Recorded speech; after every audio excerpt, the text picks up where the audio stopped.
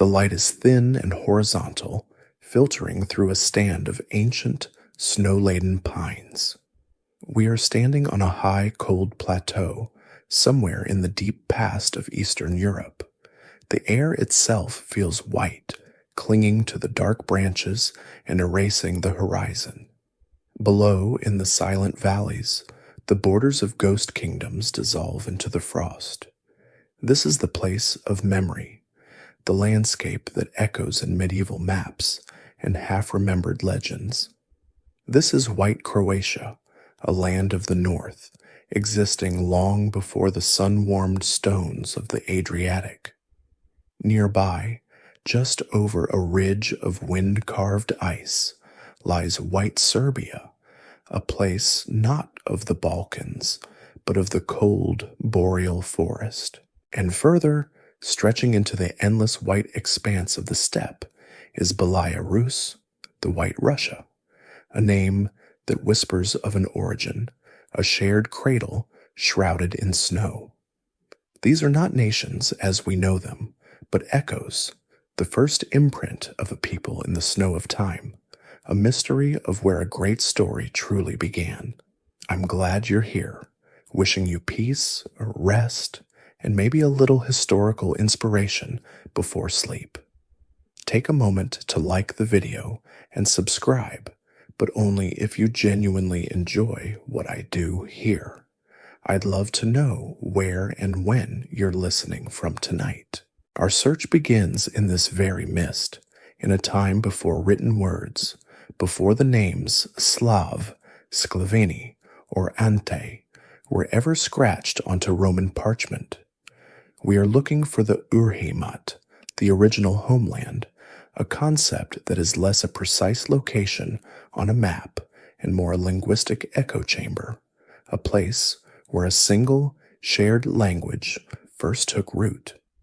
For centuries, scholars have sought this cradle, sifting through pollen deposits in ancient bogs, tracing the genetic pathways of yew and beech trees, and listening for the oldest words.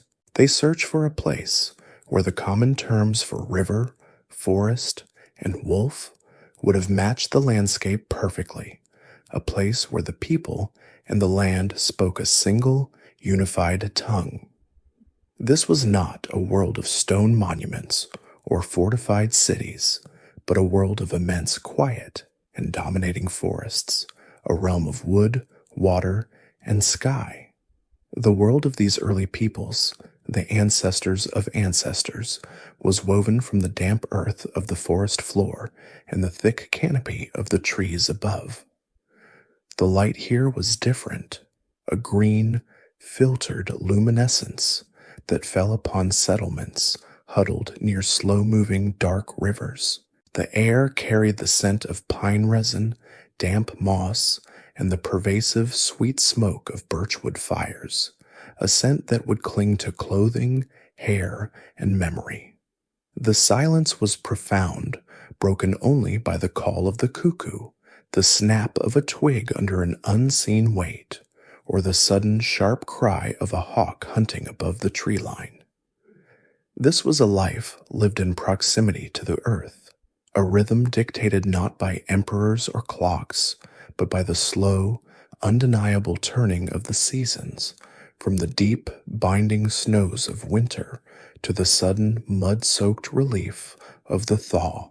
Human existence is often a story of great noise, of empires and battles, yet so many begin in these long, slow millennia of absolute quiet. In this vast woodland, which stretched from the Baltic Sea to the shadows of the Carpathian Mountains, a language was solidifying. It was not yet Slavic. It was a deeper, older resonance known to linguists as Balto-Slavic, the shared mother tongue that would one day split into the myriad languages of the Baltic peoples and the Slavs. Imagine hearing it not as a study, but as a living sound, a shared word for the sacred hearth, Agnes, a name for the bee, Beatus, whose honey provided a sacred sweetness and a potent drink, a word for the sky god Dewas, who watched from above. This language bound the scattered, small communities together more tightly than any fortress wall. It was a map of their beliefs, their fears, and their world, carried on the breath of every trader, hunter, and parent singing a child to sleep. The people themselves remain archaeologically shy, leaving behind few treasures of gold or stone to mark their presence. Their legacy was perishable. They built with wood, their homes and small hill forts melting back into the soil from which they came, leaving only subtle, dark stains in the earth for archaeologists to find millennia later. They wore linen and fur. They crafted simple, unadorned pottery, vessels made for utility rather than spectacle, their surfaces often bearing the imprint of a fingernail or a piece of cord. They were not invisible, but rather they were integrated, a part of the forest ecosystem rather than its masters. Their story is not found in the ruins of palaces, but in the careful study of river names, the persistence of folk tales, and the genetic memory of the land itself. This elusive origin is precisely what gave rise to the legends of the White Homelands. As tribes and peoples began their great migrations centuries later, moving south toward the sun of Byzantium or the plains of the Balkans, they carried with them a fragmented memory of this northern cradle. The color white in these ancient geographies often signified north or distant or even pure, a land of origin, a great or old homeland. So White Croatia was the memory of a northern origin for the Croats who settled on the Dalmatian coast, just as White Serbia was the remembered ancestral land for the Serbs of the Balkans. These names are not political claims, but poems of migration, a cartography of longing for a time when all branches were part of the same single tree, standing silent in the endless snowy woods. The past is never truly lost. It simply becomes a landscape of memory, a place to which we can return in story. And as the night deepens, we rest in that place, that quiet white plateau, breathing in the cold, clear air of the beginning, before the long journey south had even been dreamed. We leave the snowy, metaphorical landscape of the white homelands and drift deeper into the physical world, into the damp, green forests that cover the vast North European plain. We are moving through a time of profound silence in the written record, a long, slow inhalation before the great exhale of the migrations. The people living here, in the basins of the Vistula and the Dnieper, have no name for themselves that history will record. They are, for now, simply the people, living and dying in a world of wood and water, utterly invisible to the great marble empires far to the south. Their identity is not written in stone, but is carried in the air, in the specific cadence of the words they speak, a language that binds them to the rustling reeds of the riverbank and the dark soil of the forest floor. This is the world as it was, before the first Roman scribes dipped their pens to describe the barbarians at the edge of their maps.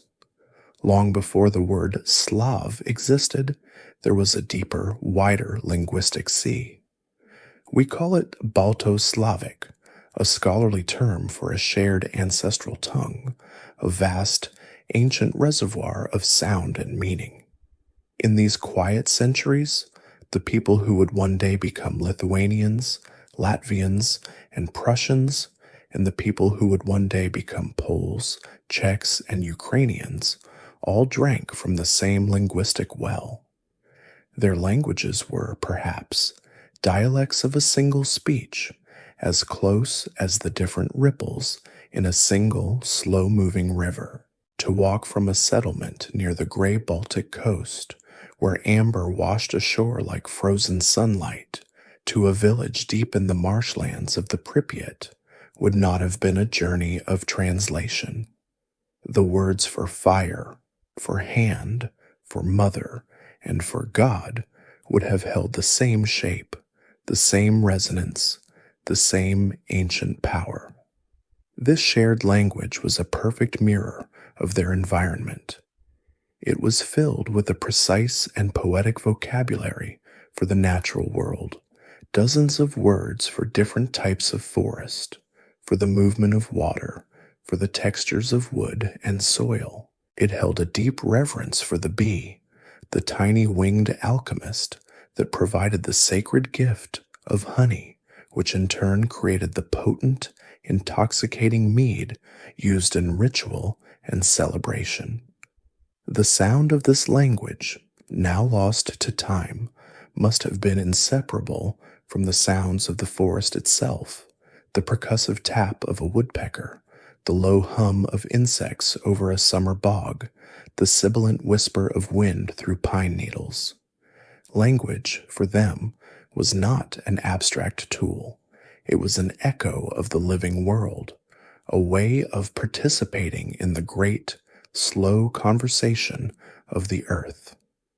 The people who spoke this tongue lived a life of quiet industriousness. They were farmers, but their fields were small, impermanent clearings won from the forest with fire and axe.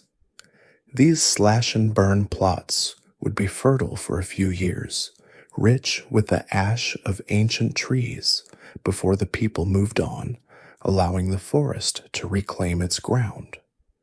They lived in small, semi-subterranean dwellings, their floors dug a few feet into the earth for warmth, the roofs made of thick timber and covered in insulating layers of sod. From above, such a village would have been nearly invisible, marked only by the thin, vertical plumes of wood smoke rising into the canopy. They were masters of wood, their hands and simple iron tools shaping everything they needed, their homes, their fences, their spoons, and the small carved idols that guarded their hearths. To the south, the Roman Empire was at its zenith, a colossus of stone, roads, and written law. Roman geographers, like Pliny the Elder and Tacitus, peered into the misty, barbarian-haunted lands to their north with a mixture of curiosity and disdain. They heard rumors, whispers from traders who dared to follow the amber routes, tales of a people living deep in the forests east of the Germans. Tacitus, writing around 98 AD, called them the Veneti. He was unsure who they were, noting that they lived in a state of great squalor and listlessness, yet were formidable runners who built their homes from wood, unlike the nomadic Sarmatians who lived on horseback. This name, Veneti, was likely an outside label, a Roman attempt to catalog the unknown, perhaps borrowed from their Germanic neighbors. It was not what these people called themselves, but it is the first faint scratch of their existence in the pages of Western history. For centuries, this remained their only identity to the outside world, a mysterious forest-dwelling people, the Veneti, living somewhere at the end of the world. But this single name hid a more complex reality. The vast Balto-Slavic continuum was itself slowly, imperceptibly beginning to change. Just as a great river delta splits into smaller channels as it approaches the sea, this mother tongue was beginning to drift apart. The dialects spoken closer to the Baltic coast retained certain archaic sounds, slowly becoming what we would one day recognize as the Baltic languages, a linguistic family of astonishing antiquity, preserving sounds from the even more distant Indo-European past. The dialects spoken further south and east in the marshy heartlands were also changing, simplifying in some ways, innovating in others, slowly becoming the common tongue that we call Proto-Slavic. This was not an event. It was a process as slow and undeniable as geological change.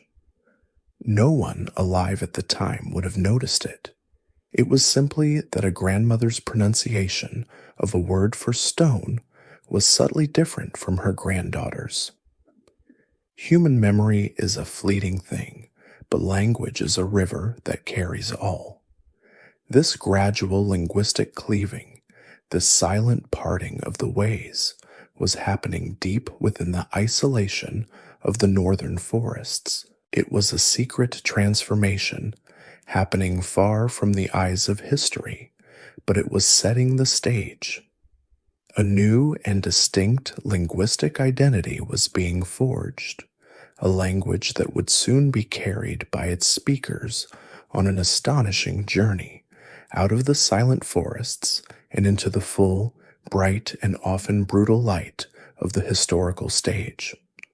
For now, they remain here in the green twilight, listening to the echoes in the woods, a people defined by a shared tongue on the very cusp of becoming. The great undifferentiated forest of the Balto-Slavic world begins to change, giving way to a different kind of wilderness, a landscape of immense and horizontal silence. We are drifting south and east into a vast, shallow basin where the land dissolves into water, a realm of perpetual dampness and green-gray light. This is the basin of the Pripyat River, a sprawling 50,000 square mile labyrinth of bogs, forested islands, and slow, black-water rivers that seem to move with the same pace as time itself.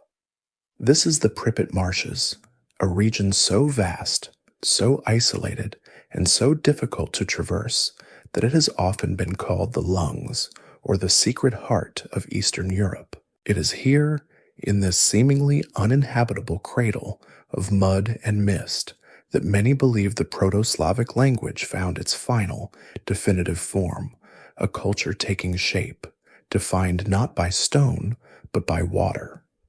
The air itself feels different here, thick with the scent of peat, decaying leaves, and the sharp green smell of crushed reeds. The soundscape is not the silence of the deep woods, but a more active quiet, a world of clicks, drips, and rustles, the sudden splash of a fish, the call of a bittern hidden in the reeds, the constant pervasive hum of insects in the summer air. This is a world built on a foundation of water, a landscape that dictates the terms of human existence. The people who live here, the archaeological shadows known to us as the key of culture, are not masters of this land. They are its tenants, its guests, living in synchronization with its gentle but absolute rhythms. Their lives are a testament to the profound truth that what seems like a barrier to one people is a sanctuary to another. Their settlements are small, often just a handful of families, clustered on the sandy dunes and small islands that rise just a few feet above the high water mark. Their homes are not the proud, above-ground structures of other cultures, but are dug deep into the earth. These polozemlyanki, or sunken-floor huts, are modest, square pits, their floors lying 3 or 4 feet below the ground for insulation against the damp cold of winter and the sweltering humidity of summer. The roofs are low, built of timber and thickly thatched with reeds or covered in earth, making the settlement from a distance look like little more than a series of grassy mounds with thin braids of smoke rising directly from the ground. Inside, the world is small, dark, and centered on a simple clay or stone hearth in the corner, the single source of warmth and light. Life here is a continuous, seasonal cycle of making do. When the spring thaw comes, the marshes flood, turning their world into an archipelago. The islands connected only by dugout canoes, hollowed from the trunks of ancient oaks and aspens. This is the time of fishing, of setting nets and wooden traps in the rising, nutrient-rich waters. As the water recedes in the summer, they plant small temporary gardens of millet, barley, and flax in the fertile silt of the riverbanks, crops that can grow quickly in the short, warm season. They forage for the forests and the marshes' bounty, mushrooms, berries, and the wild honey of the bees they so revered. The rhythm of life is slow, repetitive, and deeply attuned to the subtle shifts in water level, wind direction, and the migration of birds. In this profound isolation, protected by the impassable wetlands, their language completes its long transformation. The Balto-Slavic continuum is a memory from the north. Here, the language becomes purely Proto-Slavic. It is a language forged in this watery crucible, its vocabulary rich with terms for a wet world, a precise word for a river bend, for a dry patch in a bog, for the sound of wind through reeds. The people who speak it are, for now, cut off from the tumultuous events of the wider world. To the south, the Roman Empire is in its final chaotic centuries. To the west, Germanic tribes, the Goths, the Vandals, are on the move, their migrations carving new paths across the continent. But here, in the Pripyat cradle, there is only the continuity of the seasons. The pottery they leave behind tells the same story of isolation and simplicity. Archaeologists digging into the sandy soil find shards of handmade, undecorated pots, rough-textured and thick-walled, known as the Kiev type. There is no desire for ornamentation, no complex spirals or painted figures. These are vessels of pure utility, built to hold grain, to cook a fish stew, to store water. They are the humble, honest artifacts of a people focused on the immediate, the necessary, the real. This lack of adornment is not a sign of poverty, but a sign of a culture that places its identity elsewhere, not in what it owns, but in the words it speaks and the sacred groves it keeps. As the centuries of the third, fourth, and fifth pass, this culture remains suspended in the amber of the marshes. It is a world in waiting. These are the people who, when the time is right, will suddenly appear to history's stage. They are the Sclaveni and the Antai that Byzantine historians will soon meet with such confusion, a seemingly new people emerging from the lands north of the Danube. But they are not new. They are ancient, the product of these long, slow, quiet centuries in the cradle of water and wood. As night falls over the marshes, the mist rises from the black water, wrapping the small, sunken homes in a soft, gray blanket. The fires in the hearths glow like captured stars, and the first whispers of a great migration are, for now, just a breath of wind stirring the endless reeds. The world, held in the quiet suspension of the Pripyat marshes, could not remain still forever. Outside this green, watery cradle, the old orders of the continent were fracturing. We are in the late 4th and 5th centuries, a time of profound, chaotic change. From the vast, unseeable depths of the eastern steppe, a new presence has emerged, a whirlwind of horsemen known as the Huns. Their arrival is not a migration, it is a seismic event, a shockwave that shatters the fragile peace of the European plains. They displace the Goths, sending them surging against the Roman frontiers, and in doing so, they break the dam, the long fortified limes of the Danube and Rhine that had held the classical world separate from the barbarian one for centuries. The great Roman Empire, at least in the West, is crumbling, its provinces left unguarded, its roads falling silent. The old containing forces are gone, and a vacuum of power, a vacuum of people, has been created. Into this new, broken, and emptying world, the people of the marshes begin to move. This is not the charge of a unified army. There is no great king, no singular command. It is, instead, like water feeling its way through cracks in a stone. It is a demographic tide, a slow, generational, and relentless expansion of farmers and families. They move not with the speed of a horse, but with the pace of an ox-drawn cart, the speed of a walking human. They are driven by the simple, ancient human impulses, the search for new, fertile land, the need to escape the chaos at their backs, and the pull of the empty, waiting spaces ahead. The people who had been hidden for so long in the heart of the wetlands, the speakers of Proto-Slavic, now pour out onto the stage of history, carrying their language and their customs in three great branching streams. The first stream flows south, a movement of people who will come to be known by the Byzantine chroniclers as the Sclaveni and the Ante. They are drawn by a gravity they cannot see, the pull of the collapsing frontier on the Danube.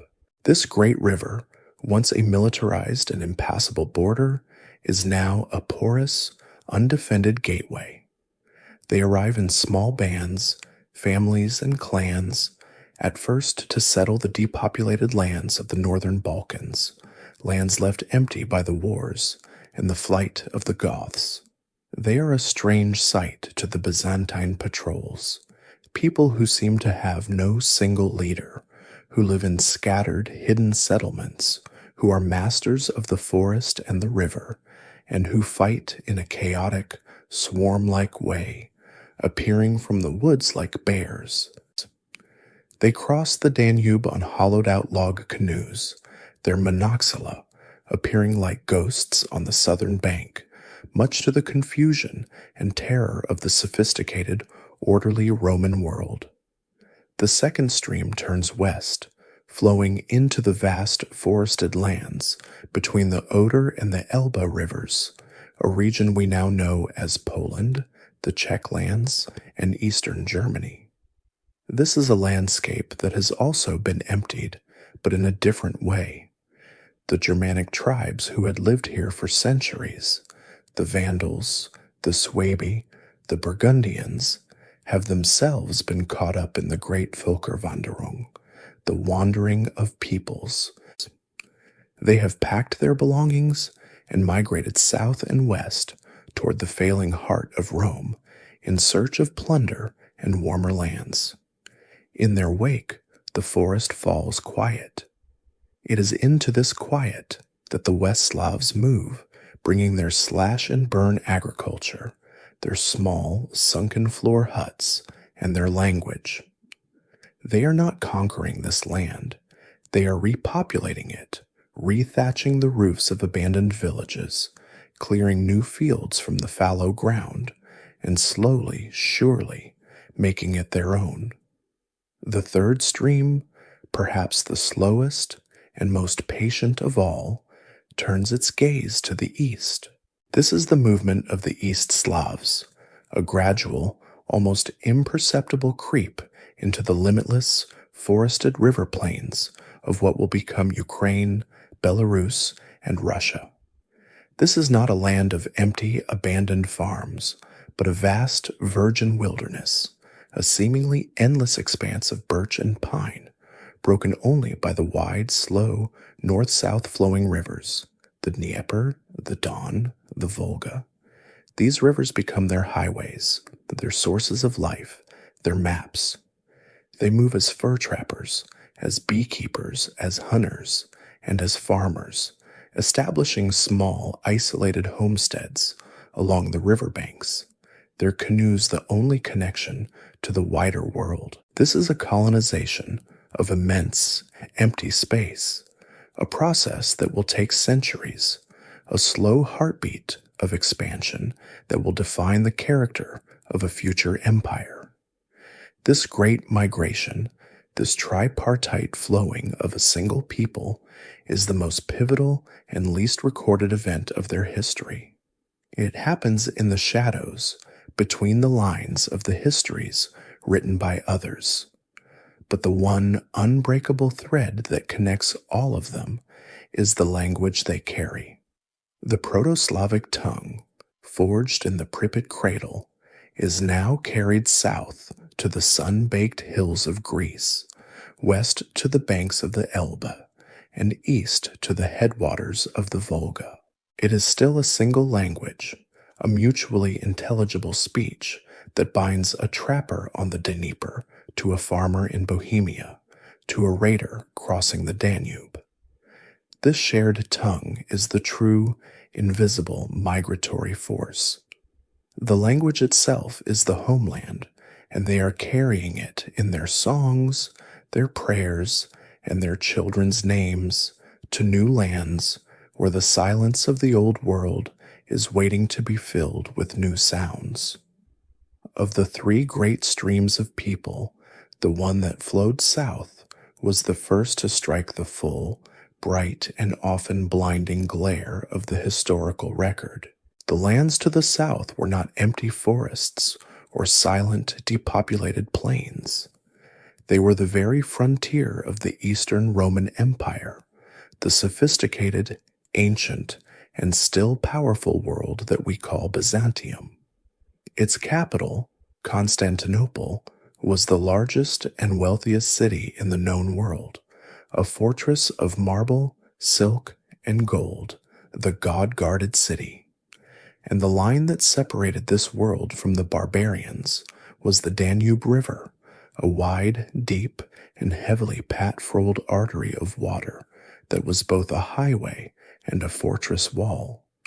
For centuries, it had been the line that held the north at bay. But as the 5th and 6th centuries unfolded, this line began to break, not from the force of a single army, but from the pressure of 1,000 small, persistent crossings. The people known to the Byzantines as the Sclaveni and the Antai now stood on the northern bank of this great river. From their world of forest and marsh, they looked south upon a land of unimaginable and sometimes visible wealth.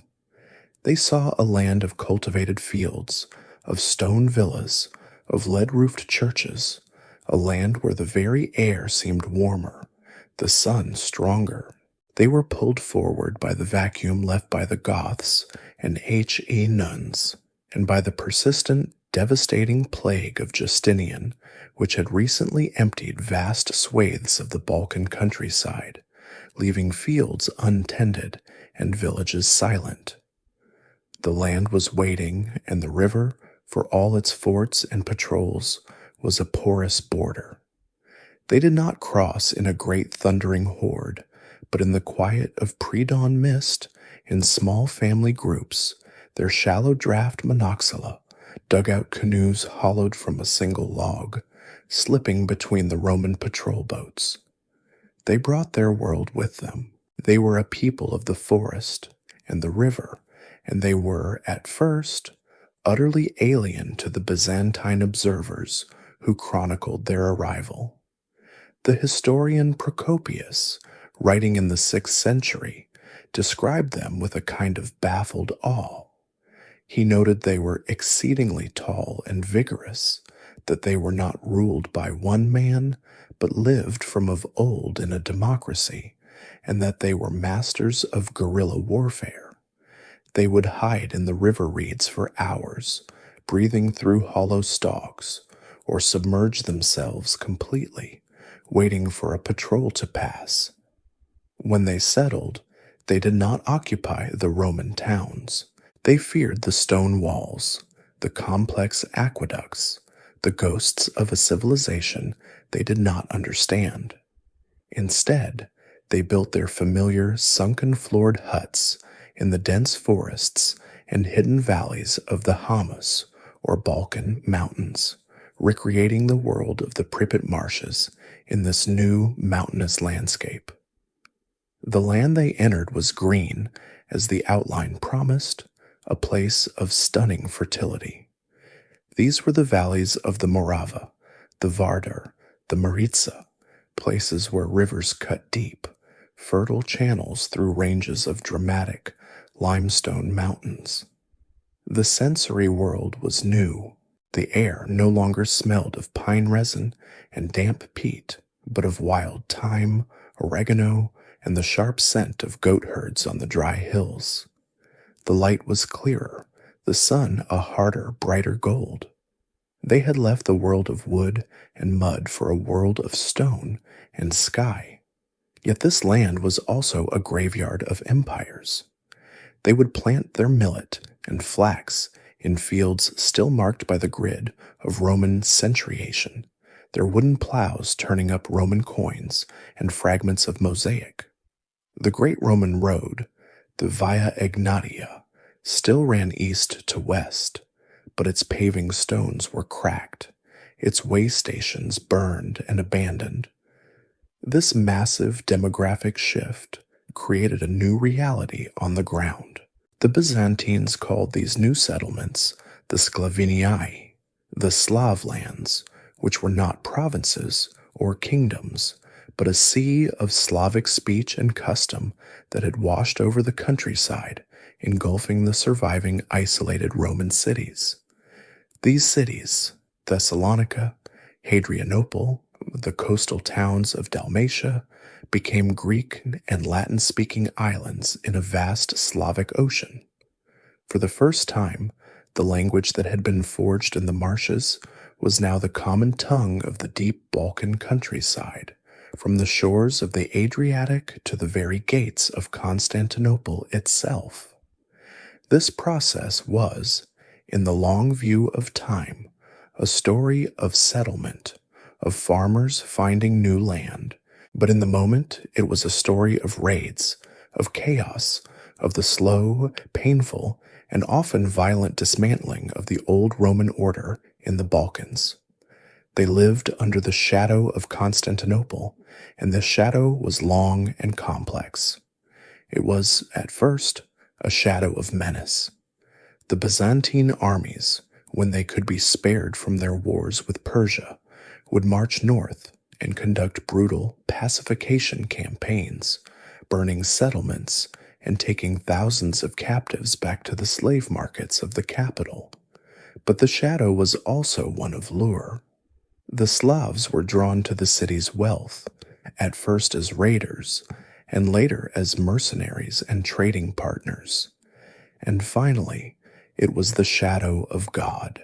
The great city was the center of a powerful, sophisticated faith, Orthodox Christianity, a religion of incense, of soaring domed churches, of golden icons, and of a book written in Greek. This faith was the very antithesis of their own gods of the forest and the hearth.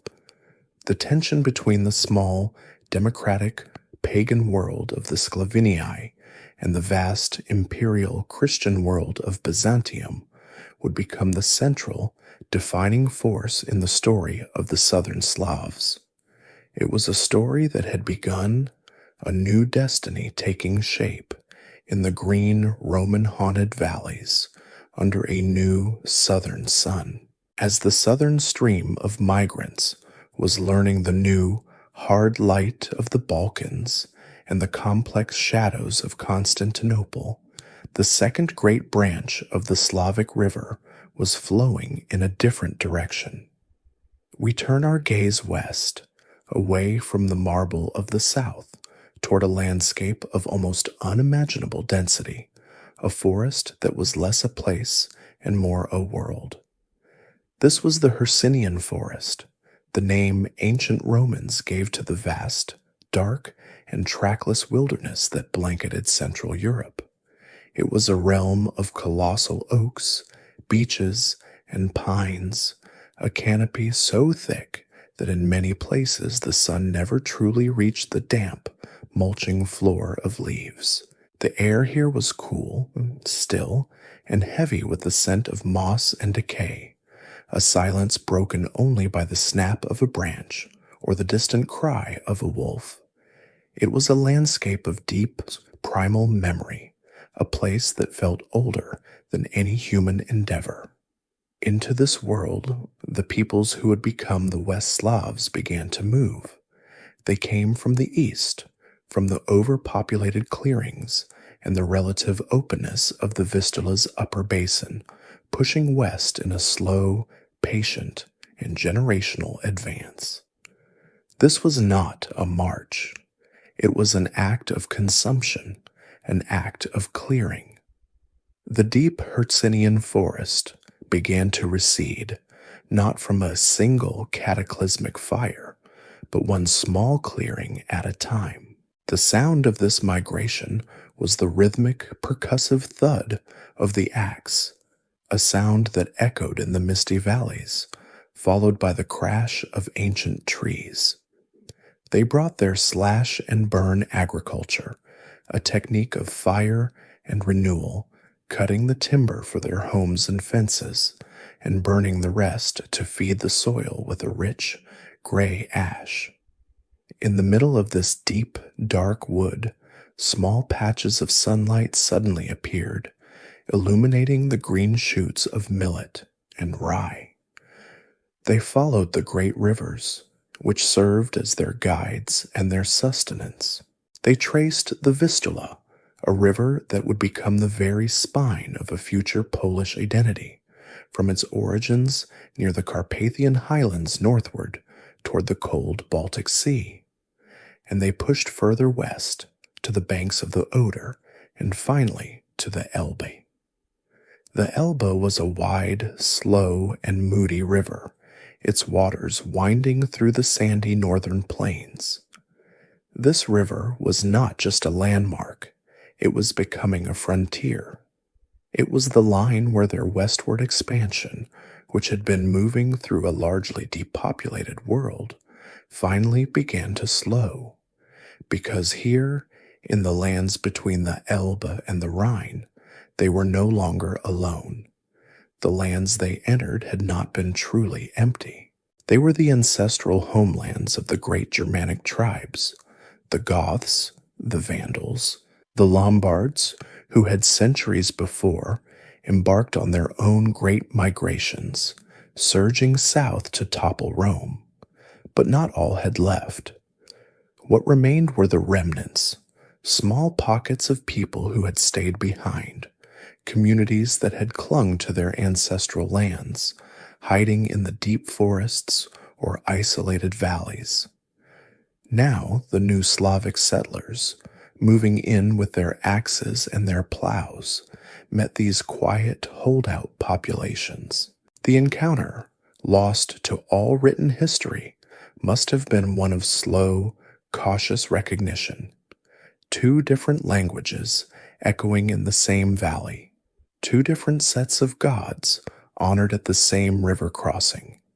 It was a meeting defined by the slow, grinding processes of assimilation, of intermarriage, of a quiet, unrecorded absorption. In this vast new territory, the single stream of West Slav began to branch, to find new shapes in the new landscapes. Those who settled in the high, protected basin of Bohemia, surrounded by a ring of low, forested mountains, began a unique story. Their lives centered on the Vltava River. They would become the Czechs. Those who settled the plains to their east, in the shadow of the Carpathians, would become the Slovaks. Those who pressed furthest west, along the rivers Spree and Elbe, became the Polabian Slavs, the Sorbs, the Obotrites, peoples who would live for centuries in direct daily contact with the emerging Germanic world. And in the great northern plain, centered on the Vistula, the Polans, the people of the fields, began to consolidate, their identity tied to the open, arable land they had carved from the woods.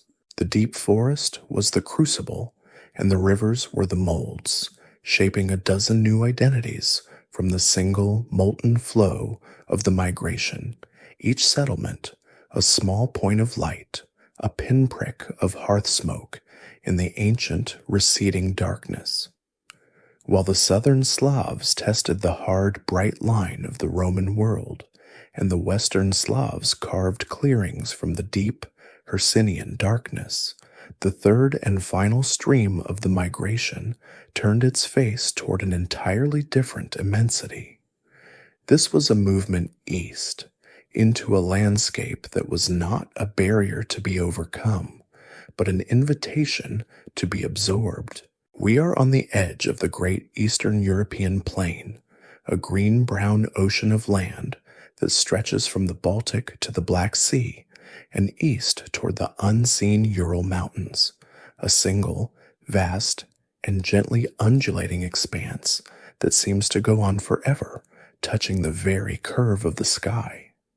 This was a land of profound, horizontal silence, a world of distance, where the greatest features were not mountains, but the rivers that cut their slow, patient paths through the soft earth, and the colossal changing skies that presided over it all.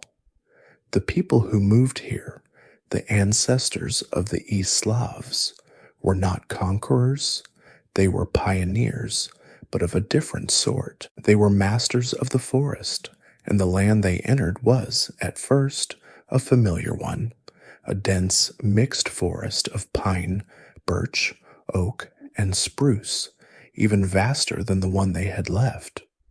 But as they moved south and east, this forest, the taiga, began to thin, its dark canopy giving way to a new kind of landscape, the lesosteppe or forest steppe. This was a place of gentle rolling hills, a mosaic of wooded groves and open grassy meadows, a world where the forest and the endless open plain began their long, slow dance. The air itself felt different here. It smelled of the dry, sweet grasses of the steppe, mixed with the familiar, sharp resin of the pine. The light was vast and unobstructed. The sunsets and sunrises, a daily spectacle of fire that painted the entire world in shades of red and gold. The defining features of this endless expanse, the true arteries of life and movement, were the rivers. They were not the swift, mountain-fed streams of the Balkans, but wide, slow, and majestic waterways that flowed predominantly north and south. There was the Dnieper, the grandfather river, which would one day become the great highway from the Varangians to the Greeks. There was the Volga, even greater, a world unto itself, flowing east and south toward the distant Caspian. There was the Don, the quiet river rolling through the steppe, and the Volkhov, flowing north toward Lake Ladoga. These rivers were not obstacles. They were the roads. In the brief, warm summer, they were the paths for dugout canoes, carrying families, furs, and jars of honey. In the deep, frozen winter, their ice-covered surfaces became the perfect, flat, and open highways for sleds, the silence of the snow broken only by the hiss of the runners. The migration of the East Slavs was a riverine colonization. They moved in small, extended family groups, rod, clinging to the high banks of these rivers. They would find a suitable bend, a place where a smaller tributary joined the main stream, and there they would build their homes. Like their ancestors in the Pripet, they built the familiar poluzemlyanki, the sunken-floored dwellings, digging into the sandy or lowest soil for warmth. They brought their axes, and the sound of felling trees echoed over the water as they carved new, small fields from the riverbank forests. They planted their hardy crops of millet, oats, and rye, and they brought their most valuable commodity, bees. They were expert beekeepers, setting out hollowed log hives in the forest clearings, practicing an art that was half farming, half magic, to harvest the precious golden honey that served as sugar, as the base for mead, and as a vital trade good. This land was not empty. While the western migration had met the remnants of Germanic tribes, this eastern flow encountered a different, ancient, and quiet people. These were the Finno-Ugric tribes, peoples who had lived in these forests for millennia, a people of the deep woods, trappers and hunters whose language and beliefs were born of the northern taigas. The Slavic arrival seems to have been, for the most part, a slow, peaceful infiltration, a coexistence. The two peoples lived side by side, their settlements often just a few miles apart on the same river, their lives slowly, almost imperceptibly, bleeding into one another. The Slavs, with their agricultural surplus, were more numerous, and over many generations, the Finno-Ugric peoples were not conquered, but rather absorbed, assimilated, their ancient words for forest spirits and river names passing into the new, dominant Slavic tongue, leaving a permanent, quiet trace. This vast, slow-moving tide of settlement, happening over the 6th, 7th, and 8th centuries, eventually formed a constellation of new tribal unions, named for the landscapes they inhabited or the rivers they lived by. On the rich, black soil of the forest steppe around the Dnieper, the Polyaenians, the people of the fields, built their settlements, including a small, hilly outpost on the river's high bank that would one day be known as Kiev. To their north, deep in the denser forests, lived the Drevlians, the people of the woods, a more reclusive and untamed folk. To the far north, around the rivers flowing into Lake Ilmen, the Ilmen Slavs settled, and in the headwaters of the Volga, Dnieper, and Daugava, the Kravicians built their ring forts on the low hills. These were not nations, but a scattered, myriad people, all speaking the same language, honoring the same gods, and bound together by the great, silent, flowing rivers that had carried them into this endless land, a land that was now, finally, their own. The migrations had settled. The three great rivers of people had found their new beds, the sun-baked valleys of the Balkans, the clearings in the Hercynian forest, and the endless river-laced plains of the east. The physical world was being ordered, fields were planted, and homes were built. But as the people moved, they carried with them an invisible landscape, a world of gods and spirits as real and as vital as the earth beneath their feet. This was the old faith, a spirituality born in the marshes and forests, a way of seeing the world not as a dead thing to be owned, but as a living, breathing, and often dangerous web of sacred energies. It was a faith without temples of stone, without a single written word, its truths carried in the rustle of leaves, the sound of thunder, and the whispers passed from one generation to the next. The holiest of places was not a building, but a grove. In a clearing deep in the forest stood the ancient sacred oaks, their branches reaching like gnarled arms toward the sky. These groves were the cathedrals of the old faith, places of profound and palpable power, where the veil between worlds felt thin. The air here was different, hushed, the light a filtered green gold. To enter was to be seen by the gods, and the god who presided over these high, dry places was Perun, the Thunderer. He was the lord of the sky, the god of war, of justice, and of the life-giving, terrifying storm. His name itself was an echo of the thunderclap, a word of power. He was the highest god, the axis mundi of the Slavic pantheon, and the oak, the strongest, most struck by lightning tree, was his living symbol. We can almost see the ritual, a moment of profound communion in one of these groves. The air is thick, humid, and yellow with the unnatural light of an approaching summer storm. The Volkv, the pagan priest or shaman, stands before the chief idol, a rough-hewn, multi-headed figure of wood or stone, its gaze fixed on the community. Sacrificial fires are lit, the smoke mingling with the scent of ozone and damp earth. And then the god arrives. The sky splits, and a roll of thunder echoes through the valley, a deep, percussive grokot that is not just heard, but felt in the chest. This is Perun's voice, his arrival, his acceptance. The people are awed, but not just in fear. They are in the presence of the ultimate organizing power of the cosmos, the god who brings both the fire that can destroy and the rain that gives life. But Perun, for all his power, did not rule alone. The Slavic world was a complex duality, a balance of opposites. And in opposition to Perun, the high, the dry, the heavenly, the world of light and fire, stood his rival, his shadow, the god of the low places. His name was Veles. If Perun lived at the top of the cosmic oak, Veles dwelled among its roots, in the damp, dark earth.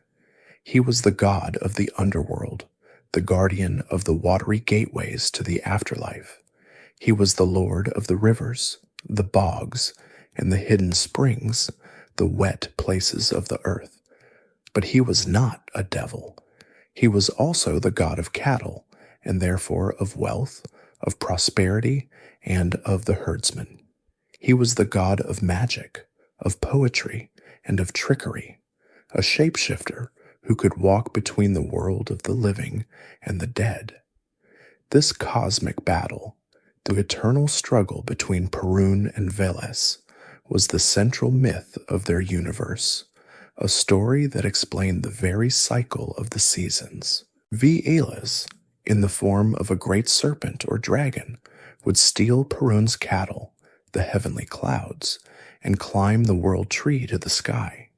Perun, in a great divine rage, would hurl his lightning bolts, striking the serpent and casting him back down into the earth. The ensuing thunderstorm would release the cattle, and the life-giving rain would fall, making the fields fertile. It was a story told and retold every year, a divine drama that played out in the summer sky, ensuring the survival of the people below. Veles, as the god of the dead, guarded the green, watery meadows of the afterlife, and the rivers were the paths that the souls of the departed followed to his domain. This grand cosmic duality was mirrored in the intimate daily life of the home. The faith was not just for the sacred grove. It was in the very soil of the threshold, in the center of the hut. Every home had its domovoi, the housefather, the ancestral spirit of the hearth. He was a small, often unseen guardian, perhaps a flicker in the fire, who ensured the family's prosperity, protected the cattle, and maintained the home's mir, or peace. He had to be honored with small offerings, a bowl of milk, a piece of bread left by the stove. To anger him was to invite chaos. And just as the home had its guardian, the forest just beyond the clearing had its own. The Leshy, the forest man, a capricious, green-bearded spirit who could lead travelers astray or, if respected, guide a hunter to his prey. And in the rivers, the rusalki, the beautiful drowned spirits of young women, waded in the deep, clear water. The world was alive, sentient, and saturated with these spirits, and human life was a constant negotiation with them. The old gods were not a distant abstraction. They were neighbors, and the land itself was their body, a truth felt in the bones, long before it was ever forgotten. The world of the East Slavs, scattered in small settlements along the great rivers, was a quiet, self-contained universe of forest and field. Life was dictated by the harvest of millet, the gathering of honey, and the trapping of the marten and the fox. Their gods, Perun and Veles, managed the cosmic balance. But this world, for all its seeming isolation, was built upon a geographic inevitability. The rivers that flowed south through their lands, the Dnieper, the Volkhov, the Lovat, were not just local arteries, they were the missing links in a chain, a potential highway that could connect the cold, gray Baltic Sea with the warm, rich, and impossibly wealthy Black Sea. In the 9th century, a new kind of man arrived, a man who saw not just a river, but a road. They came from the north, from Scandinavia, known to the Slavs as the Varyagi, the Varangians. To the west, they were the Vikings, the terror of the seas. But here in the east, their energy was channeled differently. They were not just raiders, they were merchant adventurers, men of the ore, seeking a path to the silver of the Caliphate and the gold of Constantinople. Their ships, the Drakkar, were a sudden alien sight on the wide, placid rivers. Long, sleek, and shallow, with a high carved prow, they moved with a speed and purpose that was new to these waters. They were powered by a single, square sail when the wind was right, but more often by the rhythmic, relentless pull of the oars, a sound that carried over the water like a percussive, martial heartbeat. They were warriors, clad in iron mail and conical helmets, but their true cargo was commerce. A new scent mingled with the familiar smell of pine, river mud, and birchwood smoke. It was the smell of the Varangian camp, the metallic tang of sharpened steel, the animal scent of furs brought from the far north, the foreign spices from traded goods, and the sharp, briny smell of the sea, a memory that still clung to their woolen cloaks. They established armed trading posts, small gorods or forts, at key points along the rivers, near the Slavic settlements. The most famous of these routes became known as the Way from the Varangians to the Greeks, a perilous 3,000-kilometer artery of water, wood, and steel. It was a journey of astonishing difficulty, a chain of rivers linked by dragging the heavy ships over land, the portages, on log rollers, through the mud and thick forests that separated one watershed from the next. This new presence created a powerful, volatile, and deeply symbiotic relationship.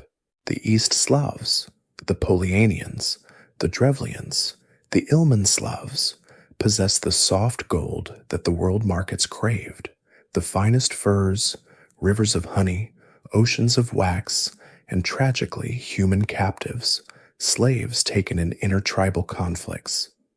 The Varangians, in turn, possessed the weapons, the maritime technology, the warrior ethos, and the organizational skill to move these goods, to protect them from bandits and rival tribes, and to navigate the final, terrifying hurdles of the route, the 7 great rapids of the lower Dnieper. Here, the river narrowed and boiled over granite, a place where the ships had to be unloaded and carried by hand along the high cliffs, all while defending against the ever-present threat of nomadic Pecheneg horsemen waiting on the steppe. A new power was being born from this fusion of Slavic demographic weight and Norse martial enterprise. The Slavs and their Finno-Ugric neighbors in the north, around Lake Ladoga, called these Norsemen the Rus. The name's origin is lost to the mist, but it is likely related to the Finnish word for the Swedes, rotsi, meaning the rowers. These Rus were at first a foreign warrior-trader caste, a military elite who began to impose their will on the scattered Slavic tribes. According to the legends written down centuries later in the primary chronicle, the Slavic tribes, weary of their own internal conflicts, invited these Varangians, led by the semi-mythical Rurik, to come and rule over them, to bring order. The reality was likely a more forceful and less formal process of domination, a protection racket that slowly, generationally evolved into a state. Rurik's successor, a prince named Oleg, saw the future. The northern forests around Novgorod were rich in furs, but the true prize, the gateway to the world, lay south. Around 882, Oleg led his warband south down the Dnieper, a fleet of longships appearing before the high wooded hills of a small Polianian settlement. This settlement was Kiev. It was perfectly placed, a strategic linchpin that overlooked the river, just before the open steppe and the run to the Black Sea. Oleg seized the town, declaring it the Matgorodov Ruskik, the mother of Rus's cities. He had united the two ends of the great river, the northern forest and the southern steppe, under a single warrior's authority. A new entity had been born, the Kievan Rus. It was a hybrid state, a Slavic body ruled by a Norse-descended mind, its lifeblood the silver Arabic dirhams and Byzantine miliaricia that flowed up the river in exchange for the honey, fur, and slaves that flowed down. The smoke from the Slavic hearths and the smoke from the Viking longships now rose together, a single plume from a new capital, its gaze fixed firmly south toward the golden, glittering horizon of Constantinople. For centuries, the Slavic world had been held together by a single, invisible force, the spoken word. From the shores of the Baltic to the mountains of Greece, a vast sea of related dialects was the only true Slavic identity. It was a language carried on the breath, a thing of the hearth, the field, and the sacred grove. But it was unwritten. It had no letters, no way to preserve a thought, a law, or a prayer beyond the fragile chains of human memory. It was a language of sound, not of the page. In the great literate empires to the south and west, in Constantinople and in the lands of the Franks, this made the Slavs a people of the dark, a people without the book, and therefore without the true God. The great spiritual contest of the 9th century was not just for souls, it was for the very script in which those souls would be saved. In the West, the new Slavic principality of Great Moravia, centered in the green, fertile valleys of the Morava River, was feeling the immense, crushing weight of its neighbors. Their prince, Rostislav, was a man caught in a vice. To his west, the powerful, expansionist East Frankish kingdom, the successor to Charlemagne, used its priests as a political weapon.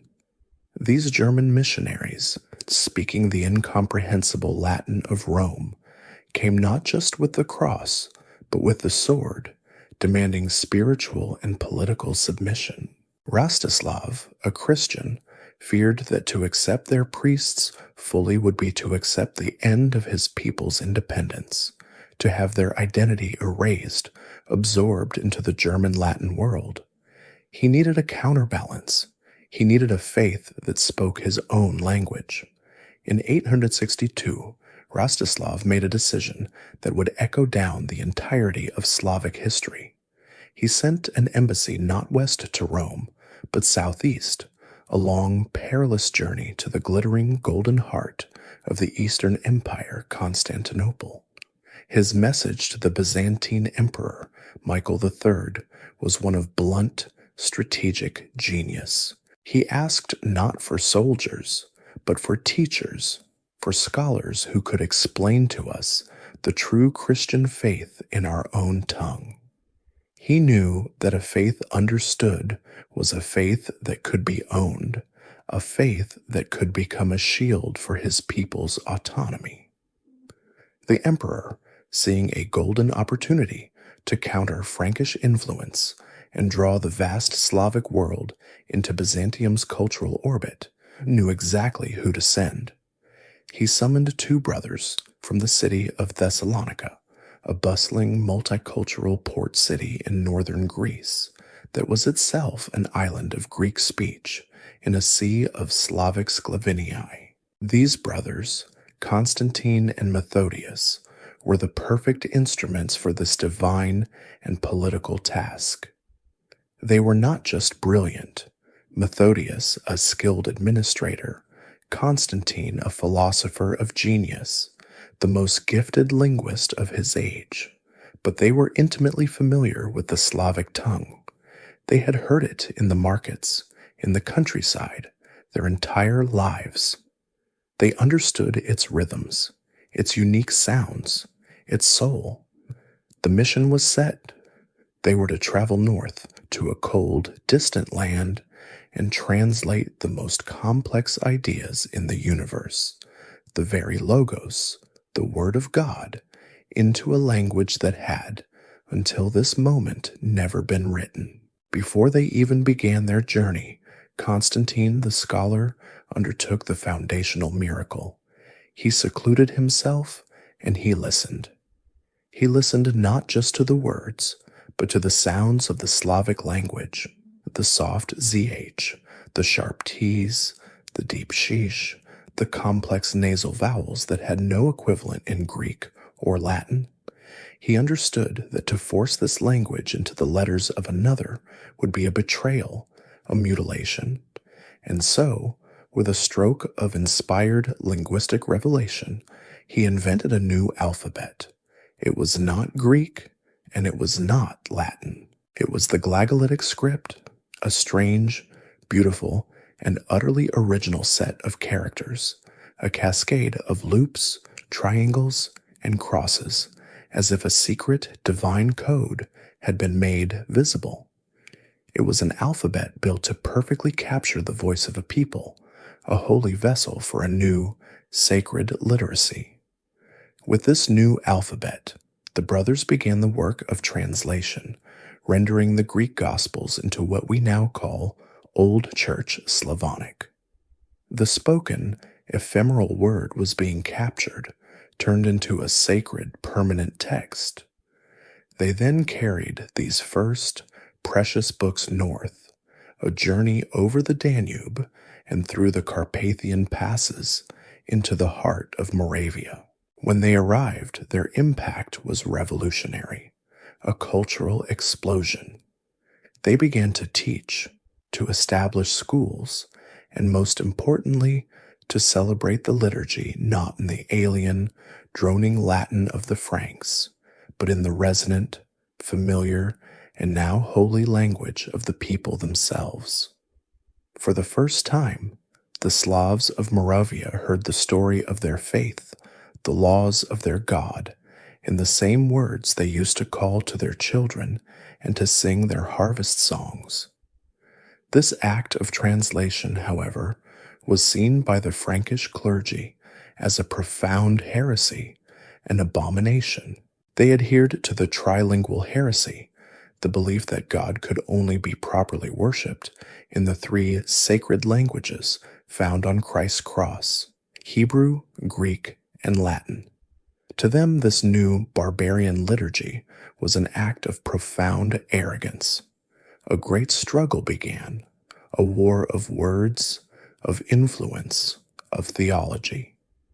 The brothers were summoned to Rome itself to defend their work before the Pope, and though they were miraculously vindicated, Constantine, taking the monastic name Cyril, died in Rome, a saint.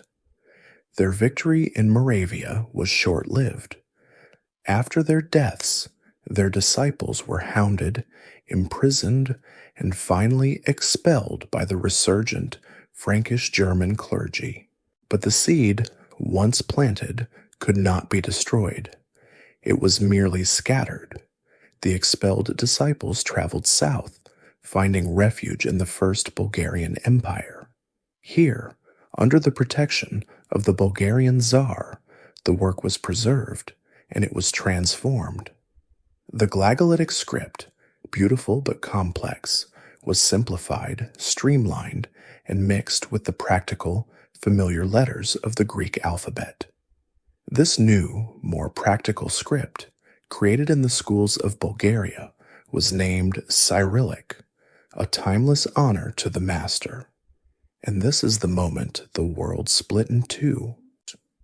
The Western Slavs, the Poles, the Czechs, the Slovaks, the Croats, would under the relentless pressure of Rome and the Franks, ultimately adopt the Latin liturgy and the Latin alphabet, their cultural gaze fixed permanently west. The Eastern and Southern Orthodox Slavs, the Russians, the Bulgarians, the Serbs, the Ukrainians, would embrace the Cyrillic script and the Slavonic liturgy, their gaze fixed south toward the Golden Dome of Constantinople. The two brothers had only wanted to give a people a written voice, but in doing so, they had drawn a deep, cultural, and alphabetic line through the very heart of the Slavic world, a line that would endure for 1,000 years, a testament to the awesome, world-changing power of the written word. The new Holy Alphabet, Cyrillic, had given the Southern and Eastern Slavs a vessel for a new faith, but a vessel, however perfect, must be filled. The 9th and 10th centuries were a time of profound spiritual competition, a contest for the soul of the emerging kingdoms of the north. In the great hilltop fortress of Kiev, the sprawling hybrid state of the Kievan Rus had become a power of consequence. Its longships dominated the Dnieper. Its merchants traded in the markets of Constantinople, and its warriors were feared from the Baltic to the Black Sea. Yet it remained a pagan state, a vast, powerful body still animated by the old, wild gods of the forest and the river, a fact that made it a volatile and unpredictable partner in the eyes of the great, monotheistic empires that surrounded it. The old gods had given the Rus their strength, but they could not offer them a place at the table of nations. The man who sat at the center of this spiritual crossroads was the Kniaz, the Grand Prince, Vladimir. He was the grandson of Princess Olga, who had, a generation before, embraced the Christian faith in Constantinople, a solitary, personal conversion that had glittered like a single jewel in a pagan court. But her son, Sviatoslav, had fiercely rejected it, a warrior who lived for the old gods and the joy of battle. Vladimir, Sviatoslav's son, was at first a man of his father's mold and more. He was a warrior, a strategist, and a man of immense, unbridled appetites, a true pagan who in the early years of his reign sought to strengthen the old faith, not abandon it. He knew his vast, multi-tribal state needed a unifying spiritual glue. His solution was to bring the scattered local gods together, to give them a single, official home. On the high grassy hill above his palace, and the wide, glittering expanse of the Dnieper, Vladimir erected a great, formal pantheon, a final, magnificent monument to the dying faith. He gathered the idols of the tribes, carved from wood, and set them in a place of honor. At their head stood Perun, the god of thunder and war, his body of oak, his head of gleaming silver, and his mustache a twist of pure gold. Beside him stood Valus, the god of cattle and the underworld, brought up from his low, watery domain. And there was Mokosh, the damp Mother Earth, the goddess of fertility and weaving. For a brief time, the smoke of sacrifice, of grain, of animals, rose from this hill in a thick, choking plume, a final defiant assertion of the old world against the pressures of the new. But this new consolidated paganism could not solve the prince's problem. It did not offer a connection to the great literate empires. It did not provide a system of law, a literate bureaucracy, or the diplomatic legitimacy he craved.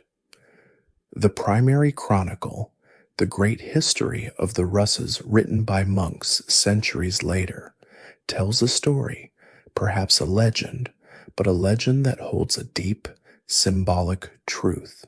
It tells of Vladimir's examination of the faiths. He sent for and received delegations from the great religions of the world. The Volga Bulgars came, speaking of the one God, of paradise, but also of a prohibition on wine. Vladimir, the chronicle claims, dismissed them with a now famous line, "Drinking is the joy of the Rus. We cannot exist without that pleasure." Envoys came from the German emperor, representing the Latin pope in Rome, but their austere faith was seen as a tool of a political rival. He spoke with Khazar Jews, but their story of a lost homeland, of a God who had allowed their Jerusalem to be scattered, failed to impress a prince who sought power. Then Vladimir sent his own envoys, his best and wisest men, on a journey to see the faiths for themselves. They traveled to the drab, wineless mosques of the Bulgars and the plain, stone churches of the Germans. But then they traveled south, down the Dnieper across the Black Sea, to the city that all rivers of the north seem to point toward, Constantinople. They were brought in their rough northern furs and leather into the presence of the emperor, and then they were taken to the heart of the world, the great church of the Hagia Sophia, the Holy Wisdom. It was an experience that shattered their very understanding of reality. They stood in a space that seemed not to have been built by human hands.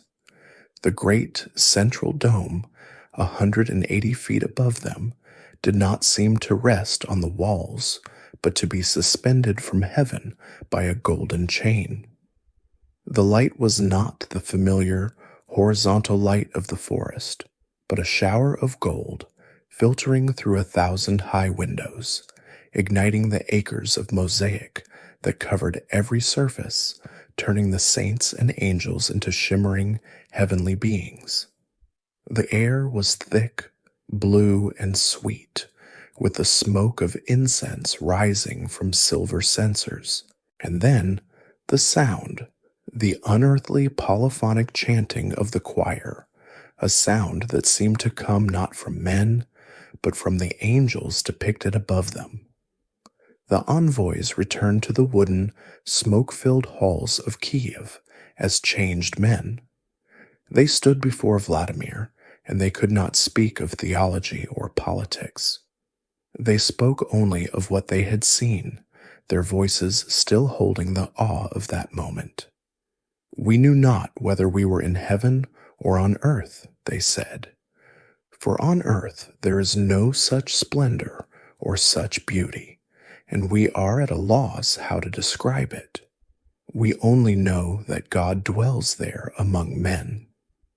This was the decisive blow This was a god of power, of beauty, of an empire that could build such a thing.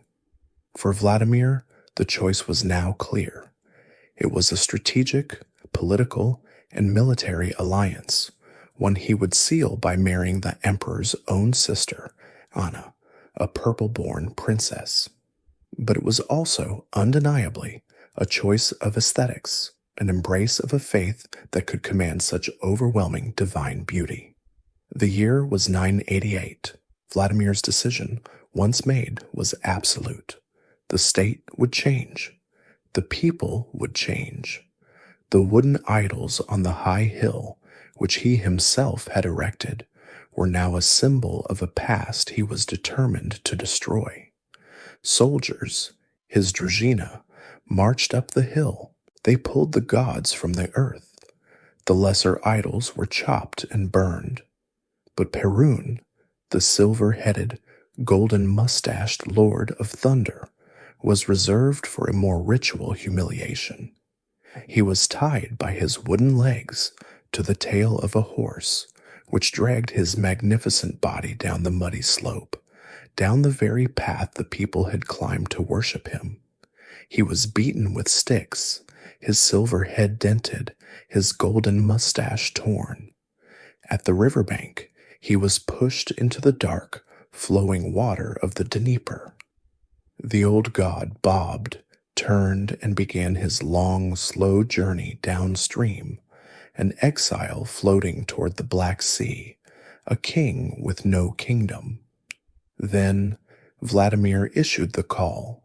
The entire city of Kiev, rich and poor, beggars and masters, was commanded to go to the river.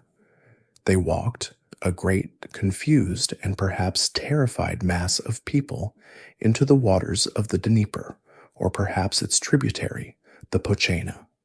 They stood, waist deep in the same water that was carrying their old god away, while black-robed priests, who had come from Byzantium with Princess Anna, waited among them, chanting the new, Greek-inflected Slavonic liturgy, splashing the sanctified water, and reciting the prayers of mass baptism. It was the end of an age, a world washed away in a single day. The great river, once the domain of Veles and the highway of the Rus, was now a holy font, the cradle of a new, Orthodox Christian identity, its waters carrying the memory of the old gods out to sea. As the waters of the Dnieper settled, carrying the memory of the old gods out to the open sea, the light of a new, singular god was hardening the spiritual landscape of the Rus. But this great conversion, this turning of a kingdom, was not happening in a void. In the vast, scattered lands of the Slavs, the age of migration had passed, and the age of kings was dawning. The once fluid, tribal world was cooling, crystallizing into new, hard-edged, and permanent forms.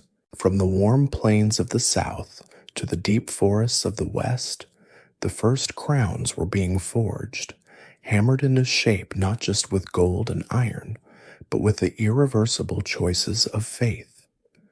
The singular Slavic world was, for the first time, splitting, turning its new, crowned faces toward different horizons, toward different competing centers of divine and earthly power.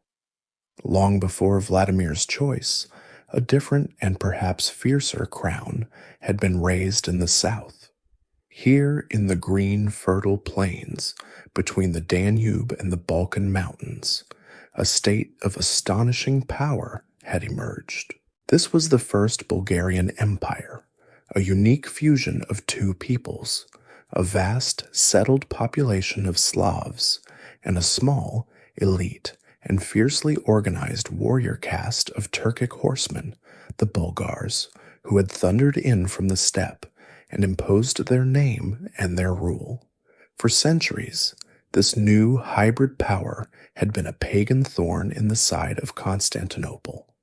But in the 9th century, their leader, Boris the Vifims, saw the same spiritual and political currents as Vladimir would a century later.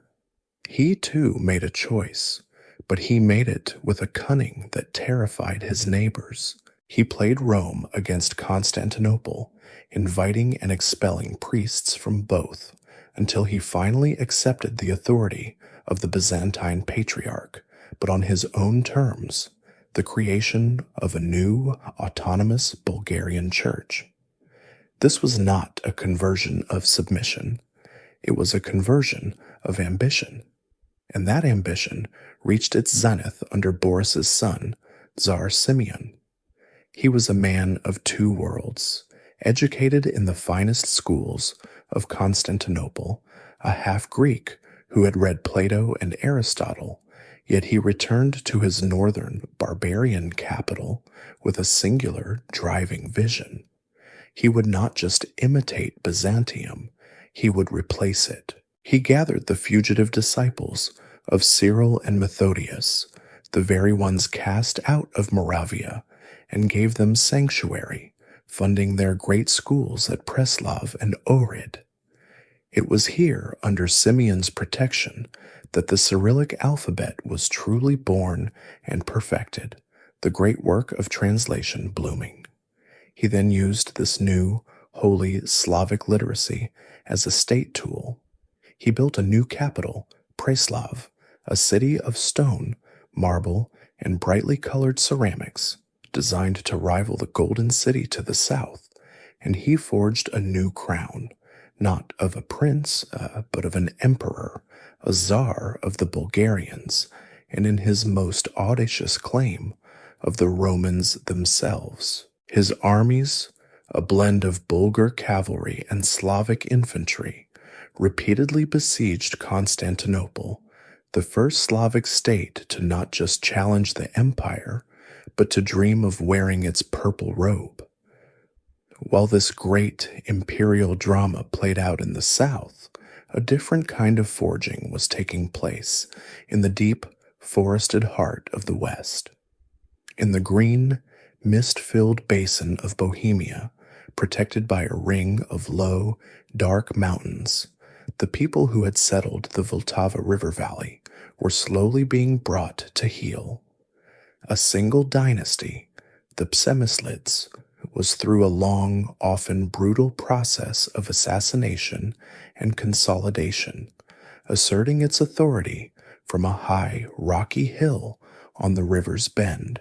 This was Prague, a place of wood and stone, a growing nexus of trade and power.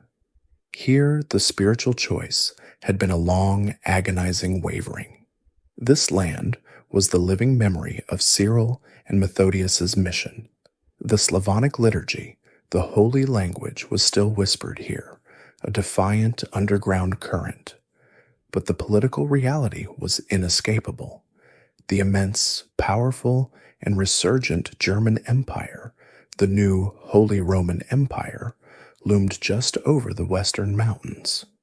Its bishops and its dukes saw Bohemia as their own, a natural vassal. The first Bohemian crowns were therefore forged in a crucible of compromise. The sainted Duke Wenceslaus, the good king of the later Christmas Carol, tried to be a man of both worlds, a pious Christian who built the first stone churches on the Hrachny Hill, but also a Slav who sought peace with his powerful neighbors. His story, ending in his murder at the hands of his more politically practical brother, Boleslav, captures the brutal choice to resist the German Latin world and be crushed, or to join it and survive. The Przemyslids ultimately chose survival. They turned their gaze west. The Slavonic rite was suppressed, the last echoes of the Eastern mission fading into the mists of the Vltava. The Latin Mass, the Roman alphabet, and the authority of German bishops became the new, hard reality.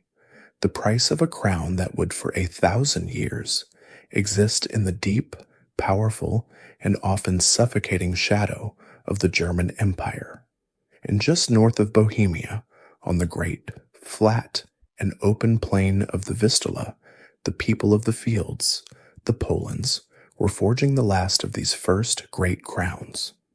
Here, there was no mountain ring for protection, only the endless horizontal expanse of forest and field. Power here had to be built, not just inherited. From the central wooden gourds, or forts, of Gniezno and Poznan, a new dynasty, the Piasts, was extending its reach.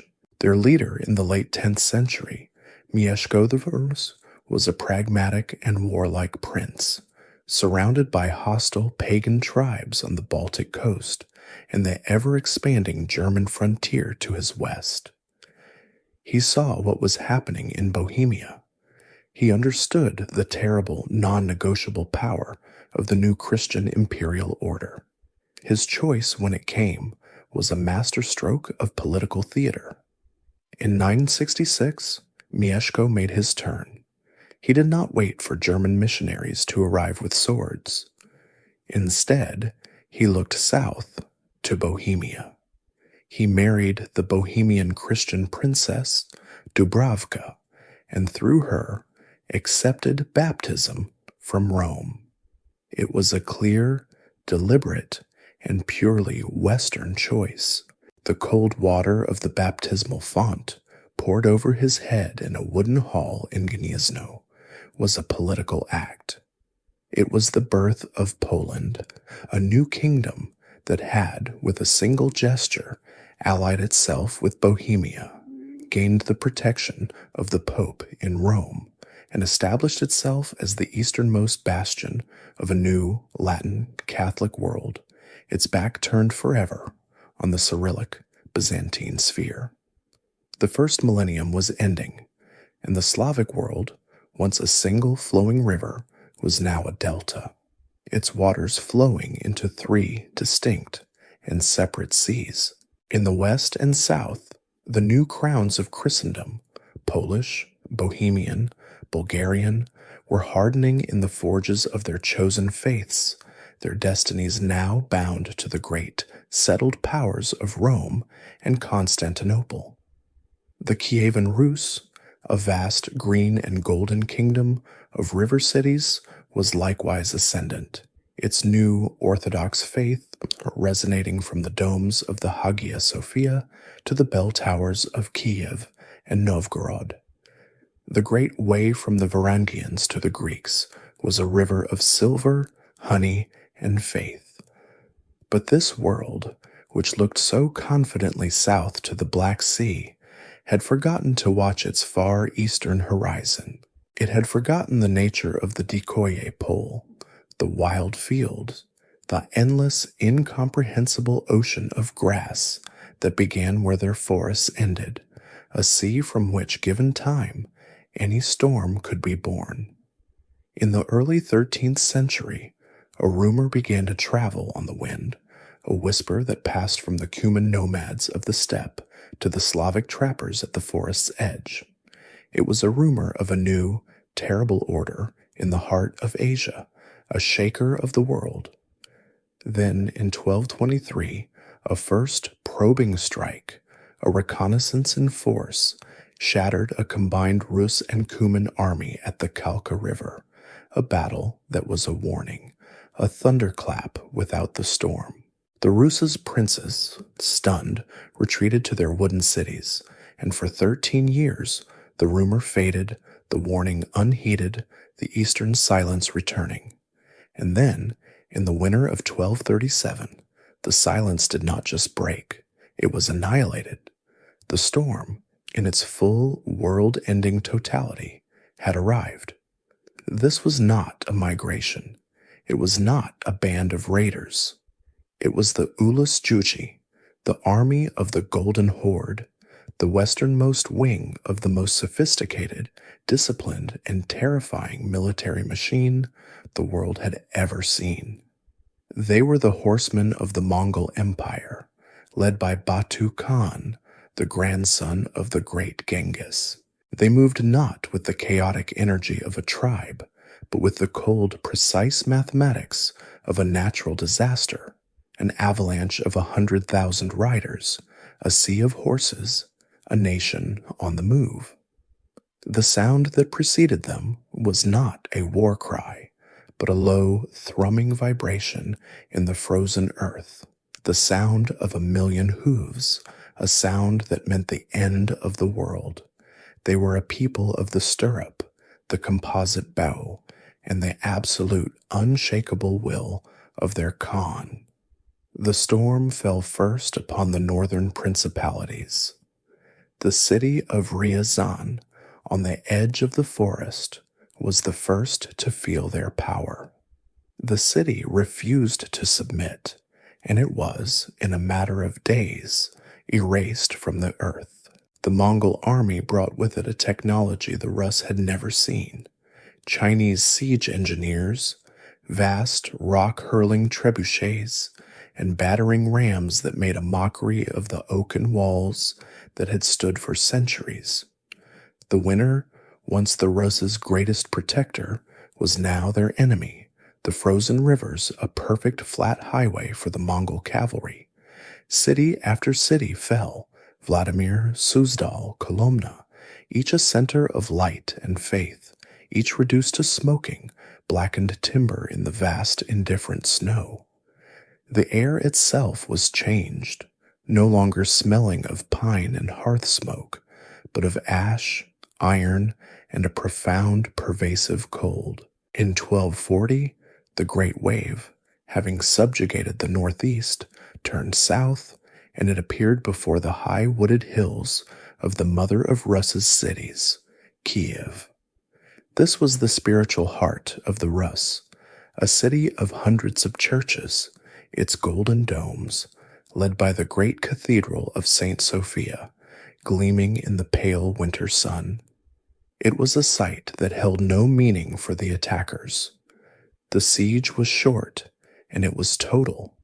The chronicles describe the sound of the siege engines as a grinding, deafening roar, the air filled with stone and fire, the wooden palisades splintering like kindling. The great church of the Tithes, where the last defenders had gathered, its roof heavy with the city's terrified population, collapsed under the weight and the fire, a final crushing end to the first age of the Rus. A papal envoy, Plano Carpini, who passed through the ruins of the city just a few years later, found a ghost-haunted wasteland. He wrote of countless heads and bones of dead men lying in the fields, and that where a great capital had stood, there were now fewer than 200 houses, its survivors living in a state of abject terror. The bells, the great bronze voices of the new Orthodox faith, the bells that had called the people to prayer and celebration, were now silent. They were broken, melted, or had been pulled down, their silence a perfect, terrible metaphor for what had been broken. The thundering of the horde had passed, and in its wake an immense, deafening quiet had fallen, a silence that would, as the outline promised, last for centuries. The horde did not, as other conquerors had, settle the land. They had no interest in the deep forest. They were a people of the grass sea. They receded, pulling back to the open steppe, establishing their new capital, Sarai, a city of felt yurts, and later mosques on the lower Volga. The shadow that fell was not one of occupation, but of a new, terrible, and distant gravity. The Golden Horde was the new sun, and the surviving Rus principalities were just planets, their orbits now permanently, violently altered. The princes of the Rus, if they wished to rule, no longer traveled south to Constantinople for blessings. They traveled east, a long, humiliating, and frozen journey across the steppe to the great Khan's court, to bow, to pay tribute in silver and furs, and to receive the yarlik, the patent that allowed them to govern their own broken people. The great, hopeful, southern-facing age of the Kievan Rus was over, its bells silenced, its gaze now fixed, in fear and submission, on the new golden shadow in the east. The great thundering storm of the Golden Horde had passed, and in its wake the world of the Rus was a shattered and reordered landscape. The old centers were gone. Kiev, the mother of cities, was a ruin, a ghost-haunted collection of hamlets huddling in the shadow of its own collapsed, fire-blackened cathedrals. The southern lands of the rich, black earth Chernozem that had been the cradle of the Kievan state were now a depopulated wasteland, the wild fields, abandoned to the nomadic horsemen who had become its undisputed masters. The flow of life, the very center of gravity for the East Slavic world, had been forced to move. It fled the open, dangerous steppe forest and retreated deep into the northeast, into the Zalesye, the land beyond the forest. This was a vast, dense, and difficult land of pine, spruce, and marsh, a land the Mongol cavalry found difficult, unprofitable, and unpleasant to occupy. It was a land of refuge, and it was in this deep, woody isolation that a new, colder, and more patient power began to grow. It was not, at first, a place of any importance. It was just a small, wooden fort, a detenets, perched on a low hill called Borovitsky, overlooking the confluence of two small, meandering rivers, the Moskva and the Neglinaya. It was a minor, obscure, and unremarkable settlement, a junior holding for a junior prince of a junior line. This was Moscow. Its position, however, was one of quiet, hidden potential. While it was buffered by the immense protective cloak of the forest, it was also, paradoxically, a crossroads. The rivers, though small, were links in a chain, a portage point that could connect the great arterial river basins of the Volga, the Oka, and the Dnieper. It was a place where water, and therefore trade, could be gathered and controlled. The men who ruled this small wooden fort were not the bold, sun-seeking heroes of the Kievan age. They were a new breed, forged in a time of humiliation and survival. They were pragmatic, they were patient, they were cunning, and they were, above all, relentless. They were the Sobereteli, the gatherers of the Russian lands. Their story is not a single, bright epic, but a slow, generational, and often dark accumulation of power. They understood the new reality. The horde was not a passing storm, but the weather.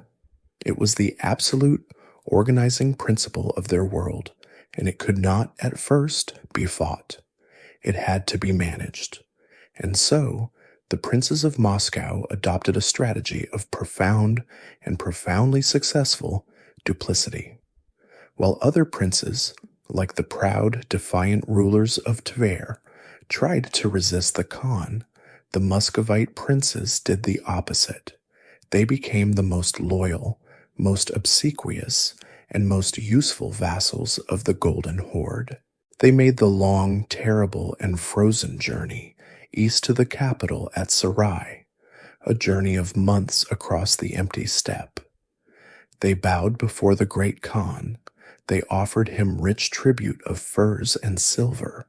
They bribed his courtiers, and they quietly, patiently schemed against their rivals. This strategy paid its first, great, and bloody dividend under Ivan the First, known as Kalita, or Moneybag. He curried such favor with the Khan that in 1327, after a rival prince was killed, he was granted the Yarlik, the patent, to be the Grand Prince, and most critically, the sole tax collector for the horde from all the Rus's lands. This was a poisoned chalice, but one that held the seeds of an empire. The Vikod, the tribute, now flowed through Moscow. Ivan Moneybag collected it with a brutal, ruthless efficiency, but in doing so, He brought a grim kind of peace to his own lands, a great quiet, as the chroniclers called it, and inevitably some of the Silver River stuck to his own hands. But Ivan Kalita's greatest and most subtle victory was not with the Khan, it was with the Church. The Metropolitan of Kiev, the spiritual father of all the Rus, had long since abandoned his ruined, haunted city. He was a leader in exile, wandering the northern cities. In 1325, with a masterful stroke of persuasion, even convinced the aging Metropolitan Peter to move his permanent seat to Moscow. This was the decisive moment. With a single, quiet move, the small, wooden fort on the Moskva River was no longer just a tax office. It was the new spiritual capital, the new, undisputed heart of Russian Orthodoxy. The bells that had fallen silent in Kiev were now recast in Moscow. The small, wooden fort was transformed. Ivan Moneybag, flush with tribute and tithing, began to build. He replaced the old wooden church on the hill with the first small, white stone cathedral of the Dormition, a humble, almost shy echo of the lost grandeur of Kiev, but a seed, a statement. The Kremlin, the fortress, was rebuilt with new, strong, oaken walls. Moscow was becoming a place of stone, a place of bells, a place of God, and a place of gold, all hidden deep in the protective forest. For generations, this work of gathering continued. The princes of Moscow bought, married into, or simply conquered their neighbors, absorbing one small principality after another, their lands growing like rings on a tree. The horde, meanwhile, began to weaken, its own great union fracturing from within. The shadow in the east was still long, but it no longer seemed eternal. A new generation of princes was born, a generation that had grown up in a strong, rich, and spiritually confident Moscow. They began to wonder if the weather could, in fact, be changed. The small, wooden fort was becoming a fist, slowly clenching, preparing one day to push back against the shadow that had paradoxically given it life. While the princes of Moscow were learning to navigate the long, cold shadow of the Golden Horde, a new and in many ways more profound shadow was creeping over the Slavic south. This was not the shadow of a distant Khan demanding tribute from afar.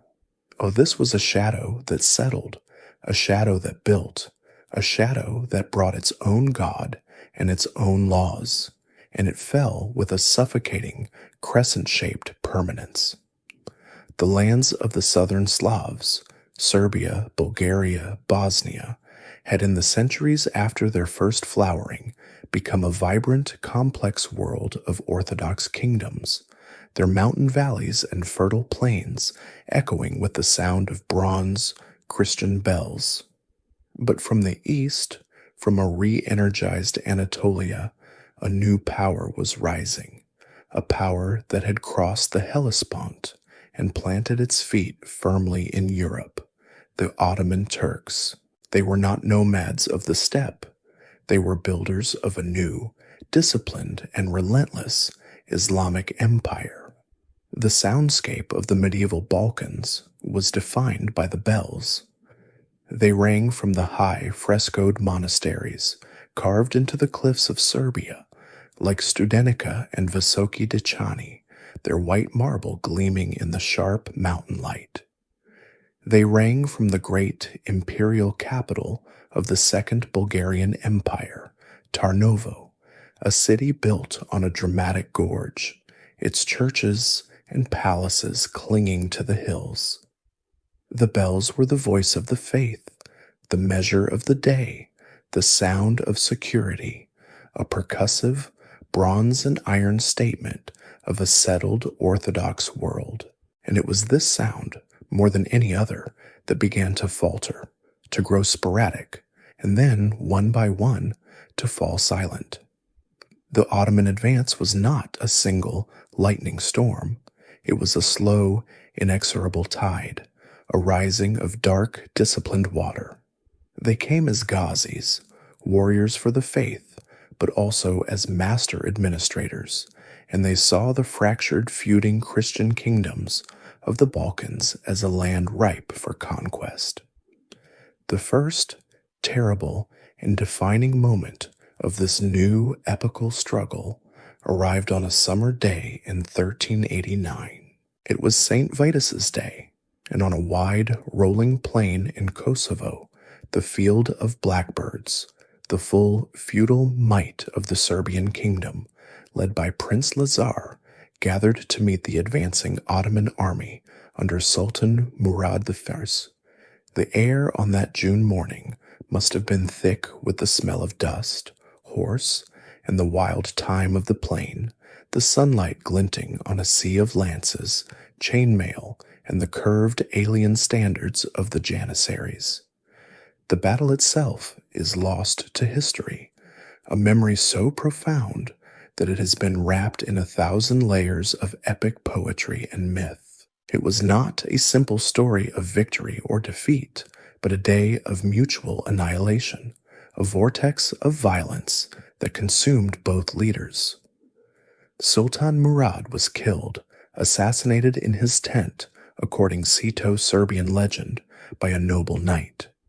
Prince Lazar was captured and executed on the battlefield, his gathered nobility shattered. It was a day of such profound, tragic, and bloody sacrifice that it became not a memory of a defeat, a tactical draw that was in truth a strategic catastrophe. It became the central, sacred wound of a nation's identity, a story of a noble Christian sacrifice and heavenly kingdom chosen over an earthly one. But the practical result was simple. The Serbian heartland was broken, its strength bled white on the field of blackbirds, its kingdom now a vassal, waiting only for the shadow to fully consume it. And the shadow moved on. The bells of Tarnovo, the Bulgarian capital, fell silent in 1393, the great city falling to the Ottomans, its churches turned to mosques, its patriarch exiled, the kingdom was erased. The shadow crept up the valleys of Bosnia, a land of high mountains and a complex dualist Christian faith, and by 1463, it too was a province of the new empire. And in 1453, the central, organizing light of their entire world, the city that had given them their faith, their alphabet, and their very idea of empire, was extinguished. Constantinople, the god-guarded city, fell. The last great bull of the Hagia Sophia was silenced forever. The crescent moon that outlines promise was no longer just a shadow. It was the new reality, risen over the entire Balkan Peninsula. This new world was one of quiet, administrative thoroughness. The bells did not just stop ringing because of war. They were silenced by law. The building of new churches was forbidden. The ringing of bells, a sound of Christian defiance, was often banned. A new sound began to replace it, a sound that was in its own way just as profound and just as beautiful. The Adhan, the call to prayer, echoing from the slender, white, newly built minarets that now pierced the skylines of old Slavic towns. A new layer of life was laid down. In Bosnia, a large part of the Slavic-speaking nobility and populace, seeking to preserve their land and status and finding a kinship in the new, austere faith, converted. A new identity was born, the Slavic Muslim, a concept that added another layer of beautiful, tragic complexity to the Balkan tapestry. And in the valleys that remained Christian, the faith went quiet, inward, hiding in the high, inaccessible monasteries, in the carved wooden saints on the iconostasis, and in the old songs, which now told the story of the day the blackbirds gathered and the bells fell silent. The shadows in the east and south were growing longer, the cold, centralized power of the Muscovite prince and the inexorable administrative darkness of the Ottoman Sultan. These were worlds of autocracy, of a single will, of a vertical line of power descending from a single man. But as we turn our gaze back to the western Slavic lands, to the great, flat, open plains of Poland, we see a different kind of state emerging, a different kind of light. It was not the cold, sharp point of a singular crown, but a wide, diffuse, and often chaotic golden haze.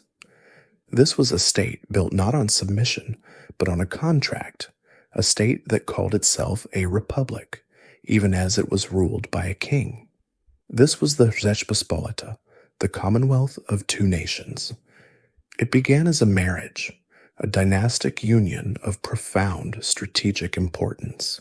The Kingdom of Poland, its gaze fixed west toward Rome, its identity forged in Latin and Catholicism, found itself facing the military power of the Teutonic Knights to the north. To its east lay the Grand Duchy of Lithuania, a vast, sprawling, and still largely pagan empire of forests and rivers, its lands stretching deep into the old territories of the Rus, its nobility Orthodox and Ruthenian-speaking. In 1386, a Lithuanian Grand Duke, Jogaila, made a brilliant choice. He married the Polish Queen Jadwiga, accepted the Latin cross in a great baptism at Krakow, and became King Władysław II Jagiełło. A single crowned head now ruled over a vast, unwieldy, and astonishingly diverse territory. This personal union, a shared king, was for 2 centuries a loose and often fractious arrangement. But in 1569, facing the growing menace of Moscow in the east, the 2 states made their marriage permanent.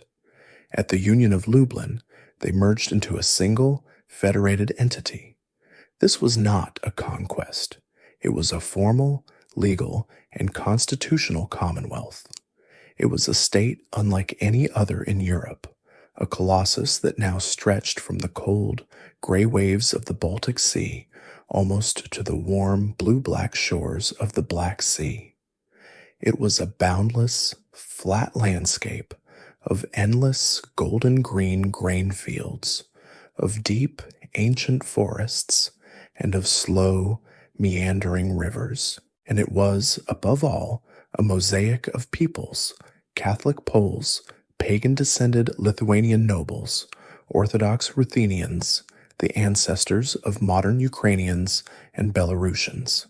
A vast and growing population of Yiddish-speaking Jews who had fled persecution in the West, and German-speaking burghers in the port cities. The power in this new republic did not rest with the king. It rested with a single, remarkable, and multitudinous class, the Szlachta, the nobility. This was not a tiny court-based aristocracy, but a vast, sprawling brotherhood comprising perhaps 10% of the entire population. They were all, from the owner of a single small village to the magnate who owned lands the size of a small country, theoretically equal. They were citizens, not subjects, and the unique, contractual system they built to protect their status was known as the Golden Liberty. It was a set of rights and privileges unparalleled in the absolutist monarchies rising elsewhere in Europe. The Szlachta paid almost no taxes. They held a total monopoly on land ownership and state office, and they held the life and death of the peasants, the serfs, who worked their vast estates. But the cornerstone of this golden liberty was the crown itself. When a king died, his son did not automatically inherit. The crown was elective. The entire Szlachta, tens of thousands of them, would gather on a great, dusty field outside Warsaw, a sea of horsemen in a chaotic, armed encampment.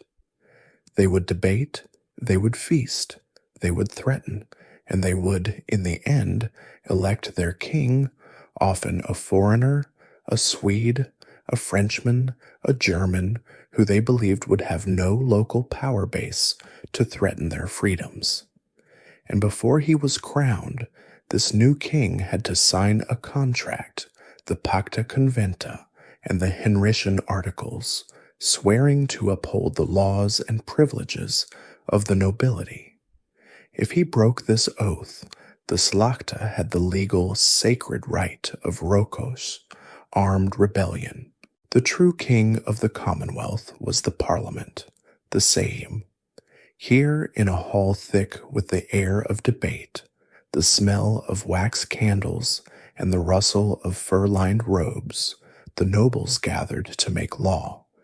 And here, the golden liberty reached its most brilliant, and ultimately its most self-destructive zenith. This was the liberum veto, the free veto. It was a principle that, in the name of perfect, individual, noble equality, allowed any single deputy to stop a piece of legislation, to dissolve the Sejm, and to nullify all its previous decisions, simply by standing and shouting, Nie pozwalam, I do not allow. It was a system built on a utopian faith in civic virtue, a belief that no single noble would ever place his own interests above that of the Republic. It was, in practice, a guarantee of paralysis, a golden key easily purchasable by foreign ambassadors and wealthy magnates that could stop the state in its tracks.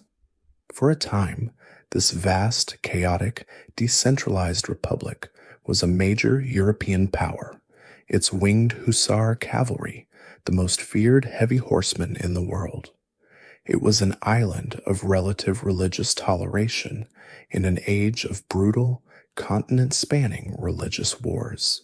The Warsaw Confederation of 1573 formally guaranteed freedom of religion, making the Commonwealth a state without stakes, a haven for Protestants, Orthodox, and Jews. But this golden liberty, this republic of nobles, was a beautiful, opulent, and top-heavy structure, built on the bent backs of a vast enserfed peasantry, and protected by a legal system that valued individual freedom above national survival. As we listen, we can hear the sound of the same debates, the confident, Latin-laced oratory of the nobles, but on the horizon, just beyond the flat, endless fields of grain, the silent, patient, and centralized powers of Russia, Prussia, and Austria were watching, their bureaucratic and military machines growing stronger, waiting for the golden, chaotic, and beautiful house to, in its own freedom, simply fall apart.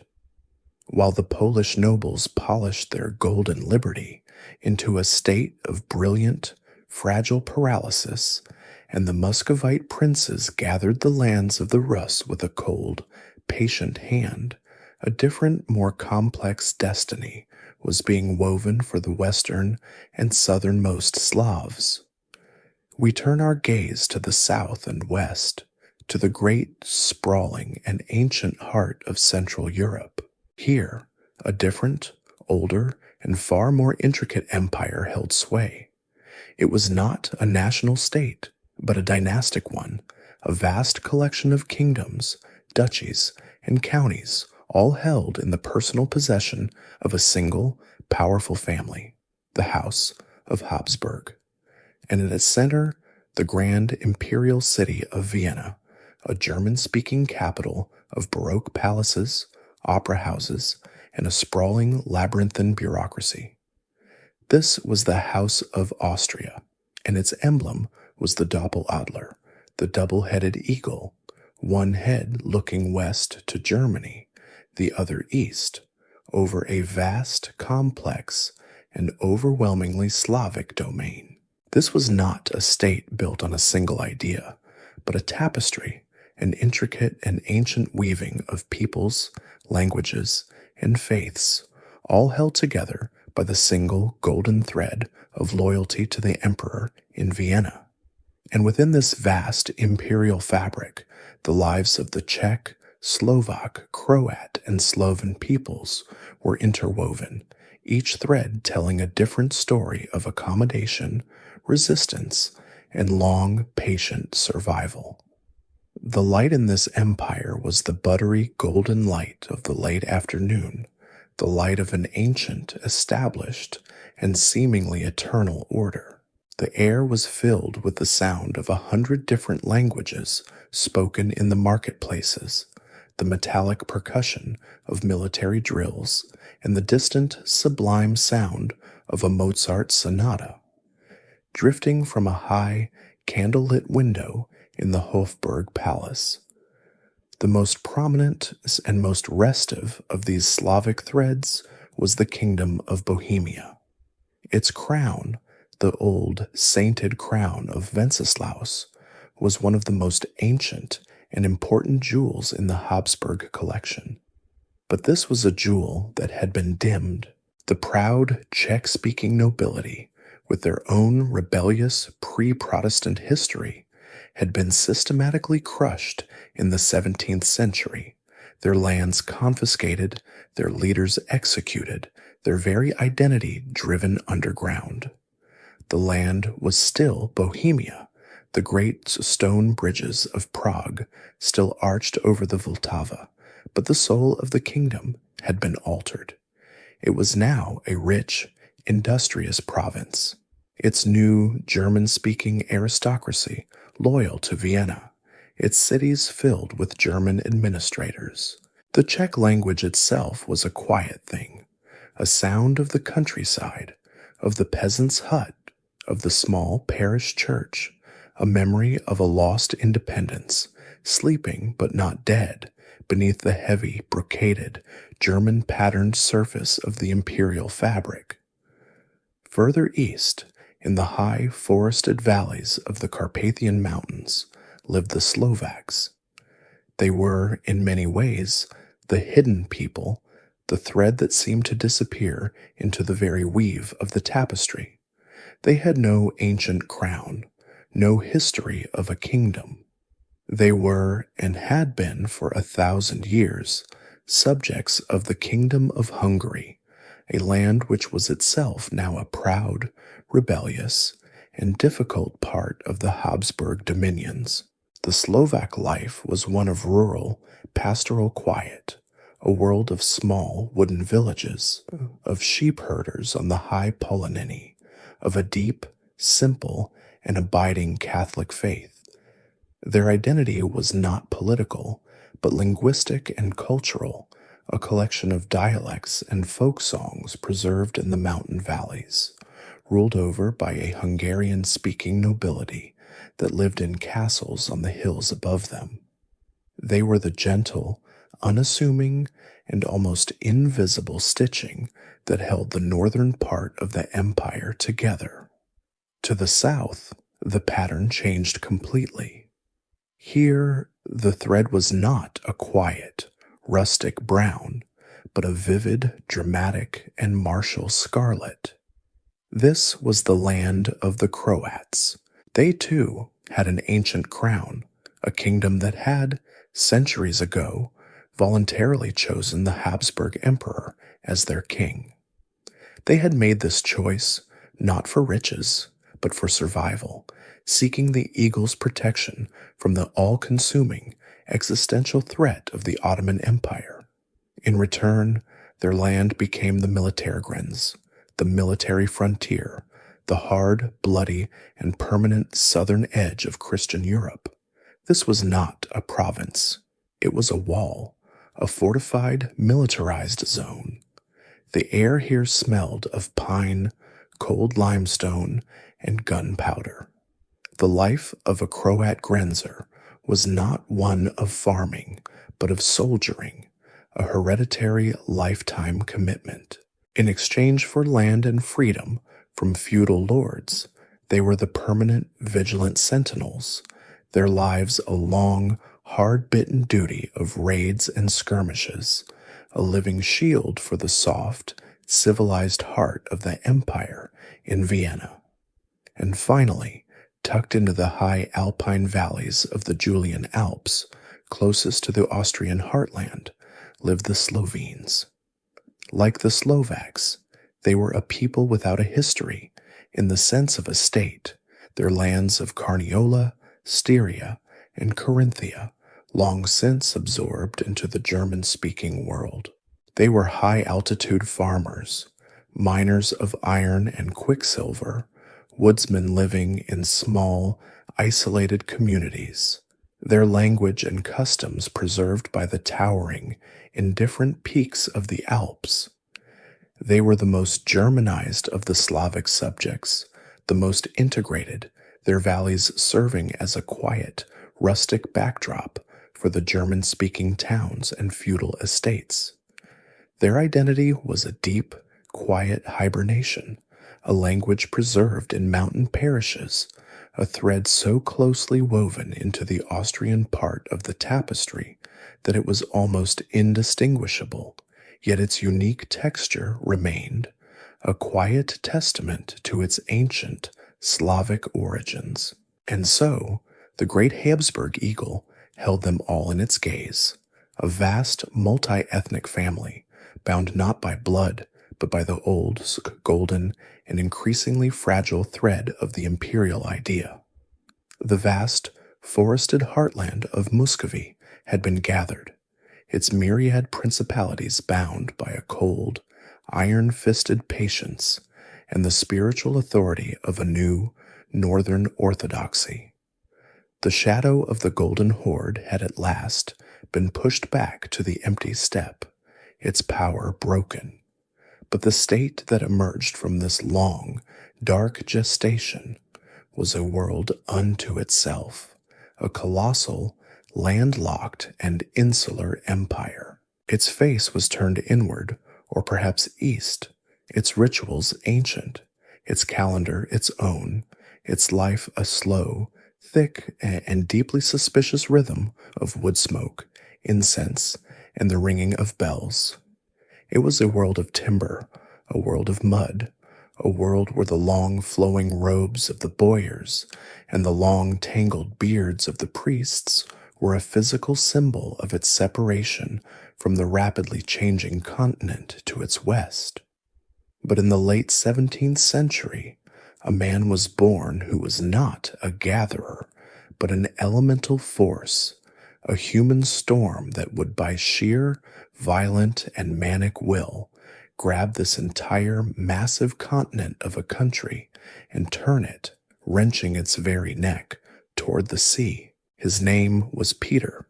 He was, in every sense, a giant, a man of almost 7 feet, possessed by a restless, demonic energy, a curiosity that was as boundless as his cruelty, and a vision that was as terrifying as it was brilliant.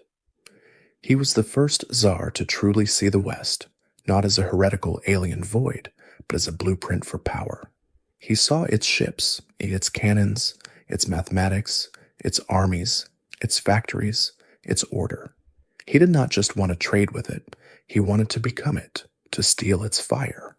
And so, in 1697, he did the unthinkable. He left. In a move that shattered every sacred tradition, the Tsar of all the Russias, the little father of his people, traveled to the West in disguise as Carpenter Peter, a humble artisan in a vast, grand embassy.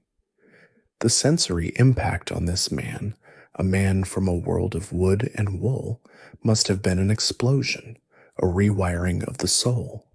He stood in the shipyards of Holland, in Amsterdam and Zaandam, and breathed an air that was not the sweet wood smoke of Moscow, but a new, acrid, and invigorating fog of sea salt, tar, curing lumber, and the coal smoke of 1,000 forges. The sound was not the diffuse, muddy quiet of the Kremlin's courtyards, but a relentless, percussive, and industrial roar. The thwack of hammers on iron, the zzz of the great saws, the shouts of men in a dozen languages, the creak of vast complex rigging. He learned to build ships, to pull teeth, to navigate by the stars. He saw the disciplined, blue-coated ranks of the Prussian army, the cool, rational order of German cities, the sheer, unimaginable wealth that came not from fur, but from commerce. And he returned to Moscow, not as a student, but as a master, a reformer with the patience of a pile driver and the gentleness of a cannonball. The old Russia had to be broken. The turn west was not an invitation.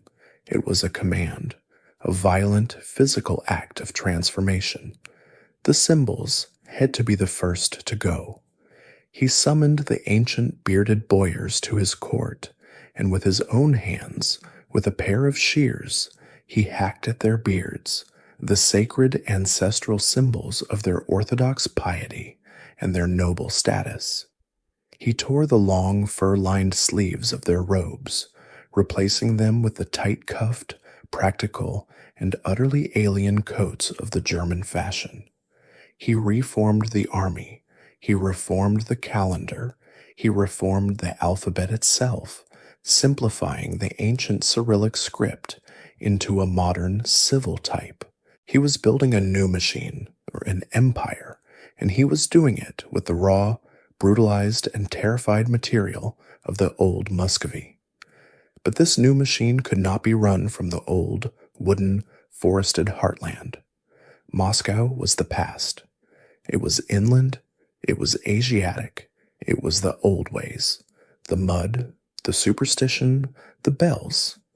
He needed a new capital, a place that belonged to his new vision, a place that did not even exist. He needed a port. He needed a connection, a window onto Europe. And he chose a place of such profound, hostile, and symbolic emptiness that the choice itself was an act of war against nature. He chose the Neva Delta, at the far, cold western edge of his empire, a patch of low, malarial, and uninhabited swamp, a land of sucking mud and gray mist, just recently won from the Swedes. It was a place where, as his successors would say, the soil before man was nothing, and here in 1703 he began. This was not a city that grew. It was a city that was built, willed into existence by a single, terrifying vision. This was St. Petersburg. It was a city of stone, a revolutionary concept in a world of wood.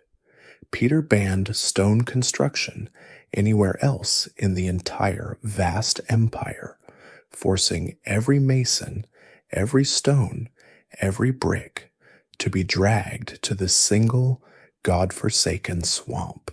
The sound of its creation was the incessant, dull, wet thud of tens of thousands of wooden piles being driven by hand day and night into the black, sucking, unstable mud to create a foundation for the impossible. The air smelled of that mud, of miasma, of disease, and of the death of the conscripted serfs and Swedish prisoners of war who died in their tens of thousands, their bones becoming the true, unacknowledged foundation of the classical facades above. The city that rose was a mirage, an alien dream of Europe imposed on the northern marsh. It was not a Russian city. It had no winding, organic, medieval lanes. It was a city of pure, cold reason, of dead-straight prospects that ran for miles, of interlocking geometric canals, of Italian-designed palaces painted in the bright, pastel colors of the Mediterranean, now looking strange and brilliant in the weak, horizontal Baltic light. This was the Petrine window, and as the outline promised, it was a cold window. It was a window for the Tsar to look out upon the fleets he had built, the navies he would command, the Europe he would now join. But it was also a window that let the cold, rational, and often merciless light of the European Enlightenment in a light that would, in time, illuminate both the new, western-facing empire and the profound, dark, and growing chasm between its stone palace capital and the vast, wooden, and forgotten country that shimmered just out of sight in the deep, silent forest behind it. The window that Peter had forced open, a cold, rational, and western-facing light, had transformed his empire into a machine of formidable power. That machine, now in the hands of his successors, most notably a German-born empress, Catherine, who would be called the Great, was a cold, patient, and centralized intelligence. It was one of three such powers that now began to press, like the slow, geological weight of glaciers, on the soft, chaotic, and decentralized world that lay between them. We turn our gaze from the granite embankments of St. Petersburg back to the vast, flat, golden-green sea of the Polish-Lithuanian Commonwealth. It is the late 18th century, and the great Republic of Nobles, the home of the Golden Liberty, is dying. It is dying not from a single mortal wound, but from 1,000 superficial cuts, from the beautiful, terrible, and self-inflicted paralysis of its own freedoms. The air of the Commonwealth is no longer the air of confidence, of the thundering charge of the winged hussars. It is an air of decay, a sweet, cloying scent of a beautiful, opulent house whose foundations are rotting. The Sejm, the great parliament of the Szlachta, once a vibrant hall of debate, has become a theater of the absurd, a place of profound, terminal dysfunction. The liberum veto, the free veto, that was the sacred utopian heart of the Golden Liberty, has become its executioner. It is no longer a shield for the minority, but a golden-handled weapon, a tool easily and frequently purchased by foreign ambassadors. The ambassadors of Russia, Prussia, and Austria sit in the galleries of Warsaw, and with a bag of coin, they can hire a single drunken noble deputy to stand, to shout Nie pozwalam, and to thereby dissolve the government, undoing weeks of work, plunging the state back into the very paralysis that serves their interests. The Commonwealth is a vast, beautiful, and defenseless body, surrounded by three predators, the three black eagles, which have been waiting, with a terrible bureaucratic patience, for this moment of perfect weakness. To the east is the new Russian Empire, its gaze no longer fixed on the steppe, but firmly west, seeing Poland as a chaotic, ungovernable satellite, a sick man on its new European doorstep. To the west is the new Kingdom of Prussia, a state forged not in liberty, but in iron, a Sparta of the north that is less a country with an army and more an army with a country, its lands a thin, disconnected ribbon that the Polish port of Gdansk inconveniently cuts in two. And to the south, the old multi-ethnic Habsburg eagle of Austria, which sees the Polish plains of Galicia as a new, rich, and useful addition to its vast dynastic collection of lands. In 1772, the pretense of friendship ended. The three powers, in a move of cold, rational, and cynical diplomacy, a move that shocked the chancelleries of Europe, decided to solve the Polish problem. They did not declare war. They simply took. This was the first partition. Russian, Prussian, and Austrian armies, which had been protecting the country for years, now simply advanced to a pre-agreed line and stopped. They presented this fait accompli to the terrified, surrounded, and utterly broken Polish Sejm. This was the Silent Sejm, a parliament held in Warsaw, its chamber literally surrounded by the cold, green-coated infantry of the Russian army, their bayonets fixed. The deputies sat in a profound, humiliated silence, a silence that gave its tacit, terrified consent. The Commonwealth, in a single, bloodless afternoon, lost almost a third of its land and half of its population. This shock, this profound national trauma, did what centuries of prosperity had failed to do. It woke the patient. A new, desperate, and brilliant light flared in the dying heart of the Republic. A generation of Polish thinkers, reformers, and patriots, men who had read Rousseau and Montesquieu, men of the true, radical Enlightenment, realized they were in a race against time. For 20 years, they worked in a fever, creating universities, translating, and writing. And in 1791, they achieved their miracle. They produced the Constitution of May 3rd, a document of breathtaking, heroic, and tragic brilliance.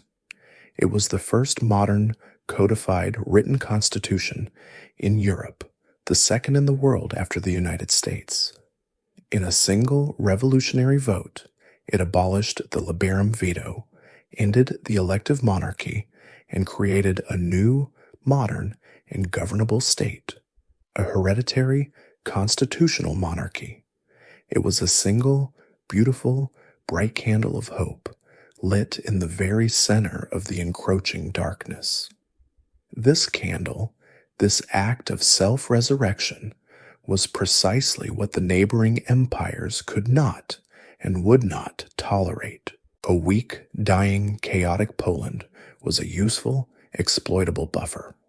A strong, modern, constitutional, and resurgent Poland was a profound, existential, and Jacobin threat. Catherine the Great, styling herself a liberal patron of the Enlightenment, was the first to act. Protecting the ancient liberties of the Polish nobles, the very liberum veto that had been her tool, she invaded. The Prussians, her partners in the crime, followed, betraying their former Polish allies. This was the Second Partition in 1793. The brave, doomed resistance, led by patriots like Tadeusz Kosciuszko, a veteran of the American Revolution, was a gesture of pure, romantic despair. The new Constitution was torn up, and the country was reduced to a tiny, powerless rump state, a head and a torso, waiting for the final blow. It came 2 years later. In 1795, after the final, heroic, and utterly hopeless Kosciuszko uprising had been crushed, its leader captured, the suburbs of Warsaw put to the sword, the three Black Eagles met for the last time. There was no more pretense. There was no same, no negotiation. It was a simple, cartographic act.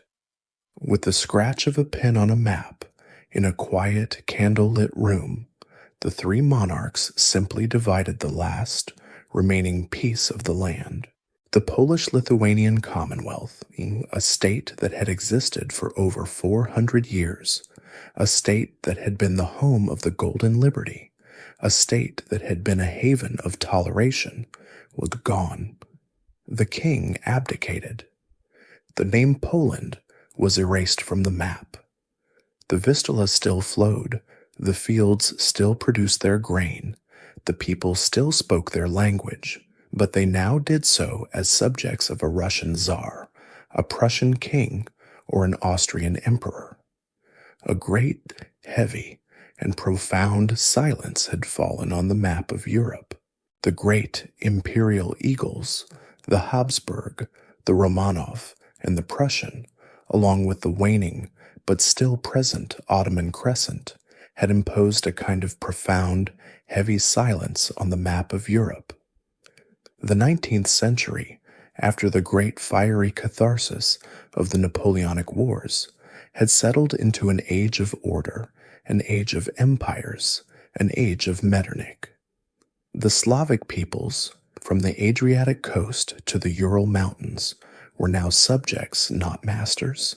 Just they were the threads in another's tapestry, the population of a province, the raw material of armies. The great, heroic, and tragic adventure of the Polish Commonwealth was a finished story, a cautionary tale. The crowns of Bohemia and Croatia were museum pieces held in the treasury of a German-speaking Kaiser in Vienna. The Serbs and Bulgarians were Raya, the non-Muslim flock of a Turkish sultan. The Ukrainians were Little Russians, their language a quaint rustic dialect in the eyes of the St. Petersburg court. The national consciousness, the very idea of a distinct identity, had not been killed. It had been lulled, suppressed, and driven into a deep, protected hibernation. But a new idea was moving across the continent, an idea as powerful and in its way as subversive as any army. It was not the cold, rational, top-down light of the Enlightenment which had spoken to kings and constitutions. This was a new, warmer, and more chaotic light. It was romanticism. It was a belief that the true soul of a people, its Volksgeist, did not reside in its kings, its laws, or its stone palaces, but in the folk. It lived in the songs the grandmothers sang, in the fairy tales told by the hearth, in the specific, unique, and untranslatable words for the landscape. It was a belief that language was not just a tool for communication.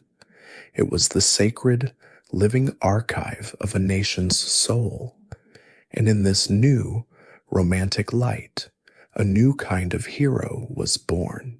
He was not a warrior with a sword, but a scholar with a satchel, a poet with a notebook, a linguist with a listening, patient ear.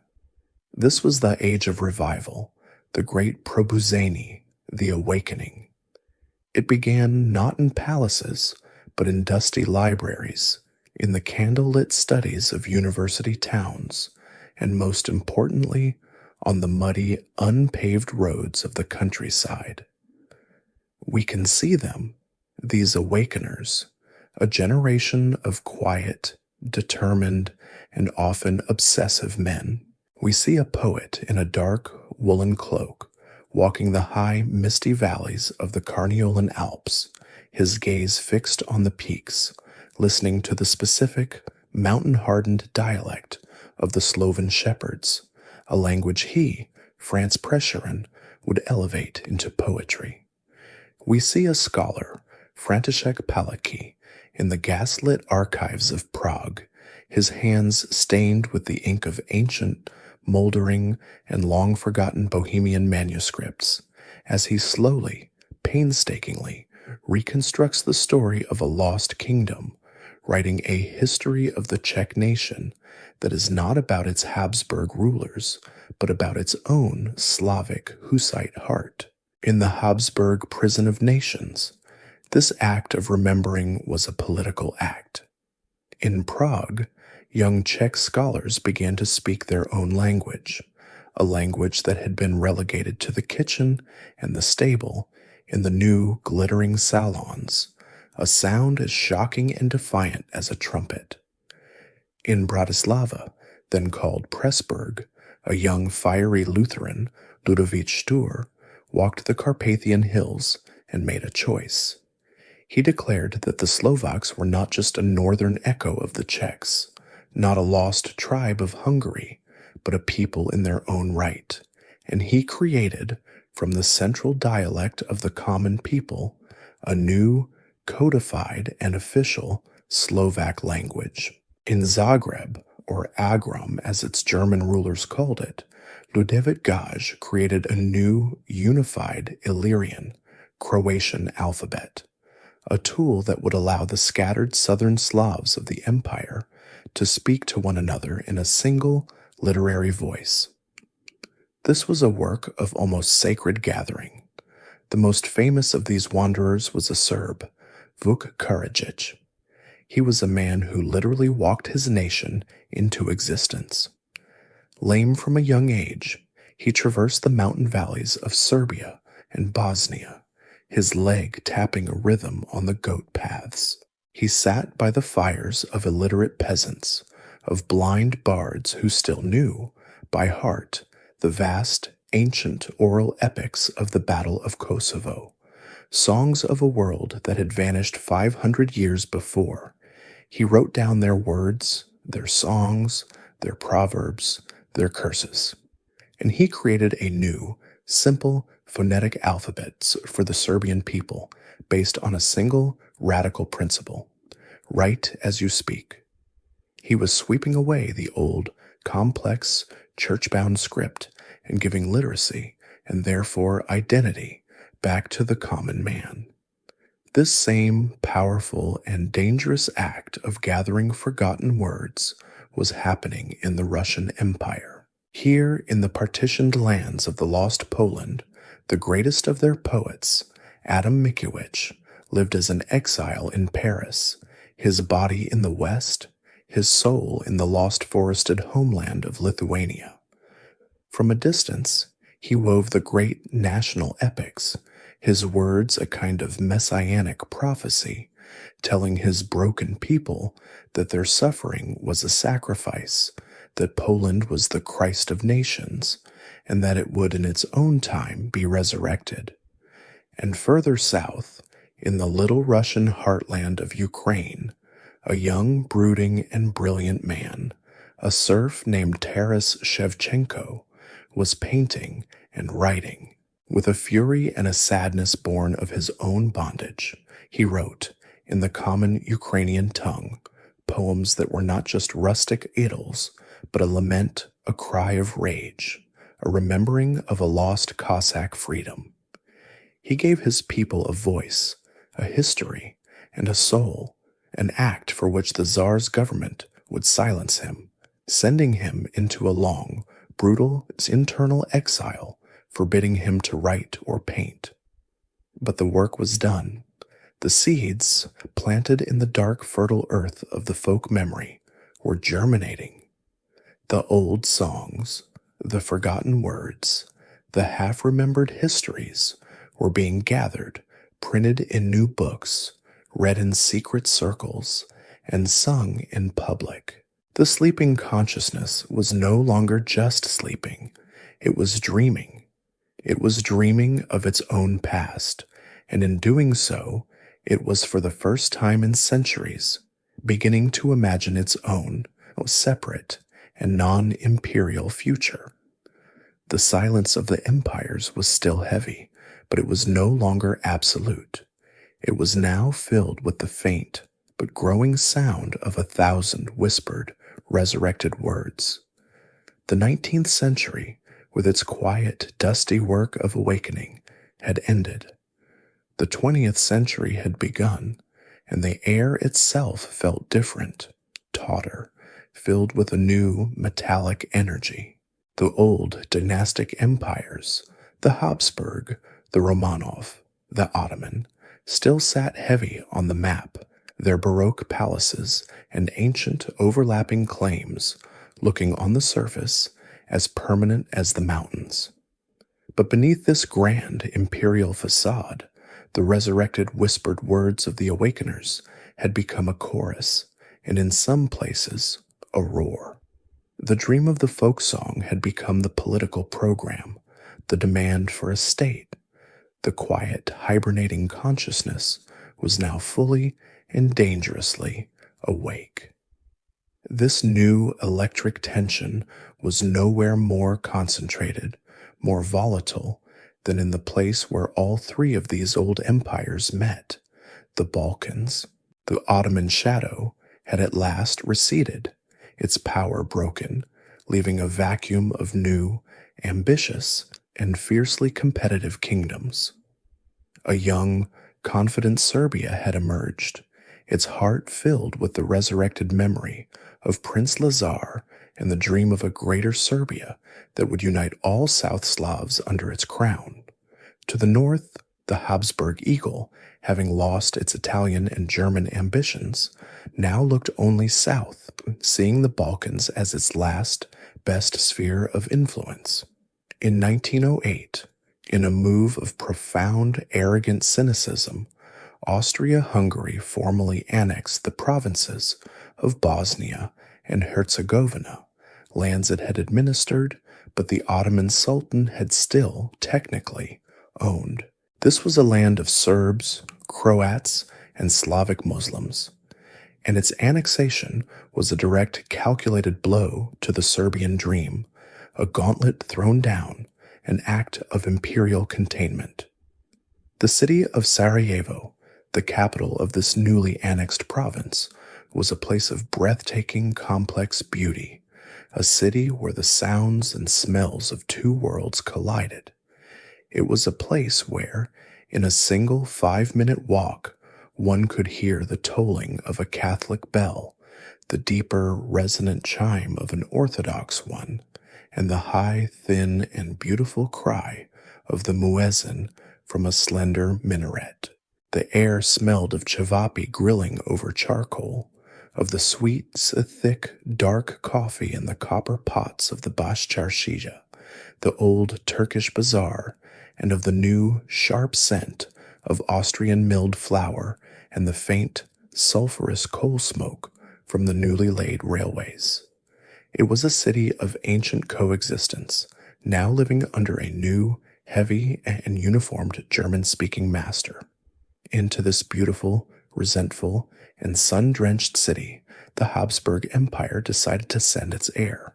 The date was June 28, 1914. The day itself was a symbol, a wound. It was Vidovdan, St. Vitus's Day, the anniversary, to the very day, of the Battle of Kosovo in 1389, the sacred central day of Serbian national mourning and memory. That the Archduke Franz Ferdinand, the very symbol of the new, occupying power, would choose this day for a triumphant military inspection was seen by the young, nationalist, Serbian students of the city, not just as an administrative error, but as a profound, deliberate, and unbearable sacrilege. The air on that hot summer morning was festive by order, but it was a thin, brittle, and hollow festivity. A small, open-topped, dark green car moved slowly along the wide paved quay, the Apelquai, that ran beside the shallow, jade-green Miljacka River. The sun was hot, glinting on the Archduke's plumed helmet, on the bright white silk of his wife's dress, on the polished buttons of the uniformed driver. The crowd was thin in places, thick in others, a murmur of curious onlookers and sullen, silent subjects. A conspiracy of young, tubercular, and desperate men, young Bosnia, had stationed themselves along this route, their pockets heavy with crude bombs and small dark pistols. The first attempt failed, a bomb bouncing harmlessly off the car's folded roof. And then, after a wrong turn, a stalled engine, a moment of pure, impossible historical chance, the car and one of the assassins, Gavrilo Princip, met face to face on a street corner by a delicatessen. There was a sound, a small, sharp, almost insignificant crack, a sound no louder than a car backfiring, a sound that was for a moment lost in the hum of the city, the heat of the day. A second crack, it was a single shot, as the outline promised, and then another, a small, local event, a Balkan spiral of violence, an act of defiant nationalist terror in a provincial city. But this was not 1389. This was 1914, and this single, small sound was, as if by some terrible, acoustic miracle, perfectly tuned to resonate with the entire, vast, and interconnected architecture of the great, rival empires. The shot in a Balkan city was a spark, and it had just landed in the largest, most carefully laid powder magazine in human history. The echo of that shot was, in reality, a chain of ultimatums, of telegrams, of mobilizations. It flew instantly to Vienna, where a military clique, which had long wanted to solve the Serb problem, now had its perfect, righteous excuse. It echoed in Berlin, where a German Kaiser, in a fit of imperial loyalty, gave his Austrian ally a blank check, a promise of absolute, unconditional support. The echo flew north to St. Petersburg, to the court of the Romanov Tsar, the self-proclaimed Little Father and divine protector of all Slavs, especially his Orthodox Serbian brothers. To allow Serbia to be crushed by Austria was for him an unthinkable humiliation. He, too, began to sign the orders. And so, the great creaking gears of the rival, interlocking alliances began to turn, a vast, complex, and now unstoppable doomsday machine, all set in motion by a single, Slavic, nationalist grievance. The world-consuming war had begun, and the Slavic subjects of the great empires were its first and most tragic victims. They were pulled instantly into the heart of the vortex. On the Eastern Front, Poles, conscripted into the Russian army, were ordered to charge the trenches of Poles, conscripted into the Austrian and German armies. In the south, Czechs, Croats, and Slovens, in the blue-gray uniforms of the Habsburgs, were forced into the brutal mountain warfare of the Alps and the Balkans, fighting against the very Serbian and Russian brothers their awakeners had told them were their kin. The great 19th century dream of pan-Slavic unity, the idea of a single, shared, brotherly destiny, had died in its sleep, replaced by the grim, industrial, and deafening reality of a world at war with itself. The bells were silent, replaced by the sound of artillery, and the old imperial tapestry was finally, violently tearing itself apart. The great, grinding industrial roar of the war, the sound that had consumed a generation, finally, shudderingly stopped. In the mud-filled trenches of the Eastern Front, in the high frozen passes of the Julian Alps, the silence that fell in the autumn of 1918 was an event in itself, an absence so profound it was a physical weight. The world that had begun in 1914 was gone, and the ancient imperial structures that had defined Slavic life for half a millennium had been hollowed out, their foundations turned to dust, and now, in this new, stunned quiet, they were collapsing. The Romanov autocrator, the Tsar of all the Russias, was gone, his empire consumed by a new, red fire. The German Kaiser, the heir to the Prussian eagle, was in exile. The Ottoman Sultan, the sick man, was finished, his crescent receding from Europe, and most profoundly, the Habsburg Kaiser, the old double-headed eagle that had been the prison, the protector, and the very identity of Central Europe, was no more, his vast multi-ethnic tapestry unraveling, thread by thread, in a matter of days. From these ashes, from this vast, smoking continental ruin, new banners were being unfurled, new names spoken, new maps drawn in a haste that was both joyous and terrified. In Warsaw, a city that had been a provincial outpost of the Tsars, the air was electric, a feeling of a 123-year-old dream, suddenly, impossibly, made real. The Christ of nations, the partitioned, erased, and martyred Poland of the poets, was being resurrected. From the German prison of Magdeburg, a figure of lean, magnetic, and almost mythical intensity returned. Józef Piłsudski, a revolutionary, a soldier, a man of steel for a nation that had to be forged, not just reborn. The new white and red banner was raised over the city, a clean, stark symbol of a state that had been willed back into existence, a new, hard-edged and fiercely independent Poland, assembled from the three disparate imperial pieces, its gaze already turning east toward the new existential threat rising from the smoke of the Russian Civil War. To the south, in the ancient golden city of Prague, the awakening had reached its conclusion. The quiet, scholarly work of the awakeners, the patient, dusty gathering of songs and histories, now burst into the full political light.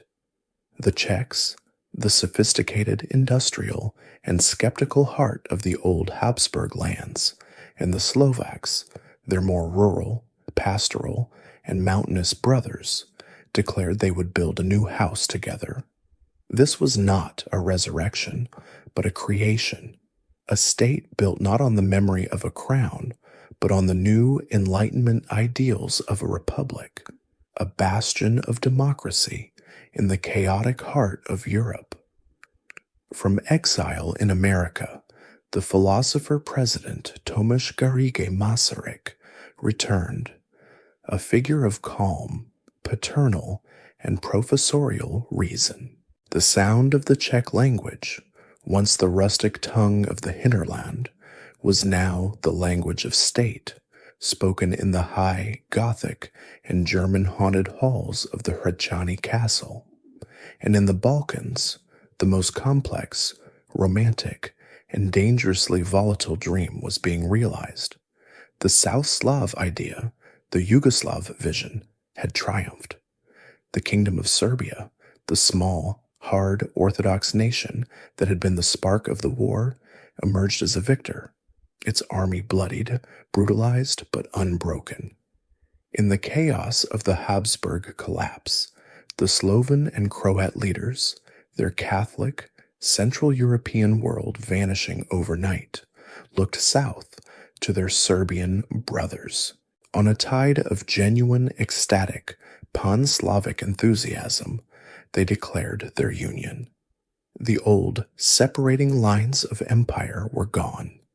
The bells of Catholic Zagreb and Orthodox Belgrade, which had so often rung in opposition, now rang in unison, celebrating the birth of the Kingdom of Serbs, Croats, and Slovens. A new tricolor banner was raised, Yugoslavia, South Slavia, a single, hopeful, and untested roof for a complex family of different faiths, different alphabets, and profoundly different, often opposing historical memories. The map of Europe, which had been a map of empires, was now, in a matter of weeks, a map of nations, its new borders, drawn in the hopeful, smoky, and exhausted air, as bright and as fragile as wet paint. The new banners, raised in the exhausted, hopeful air of 1918, were bright, but they were also fragile.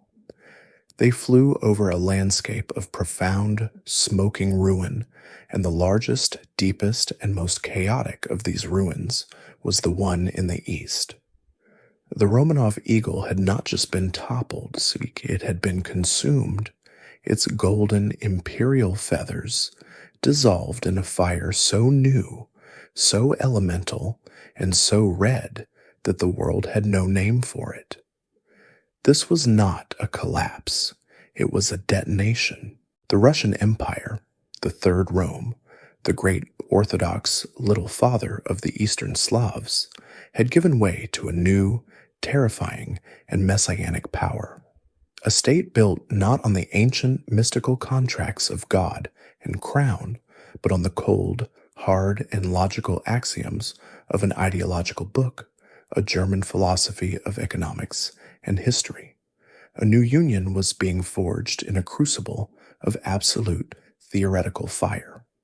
The first sound of this new world was not a bell, but a shot, the crack of a rifle in the frozen canal-lined streets of Petrograd.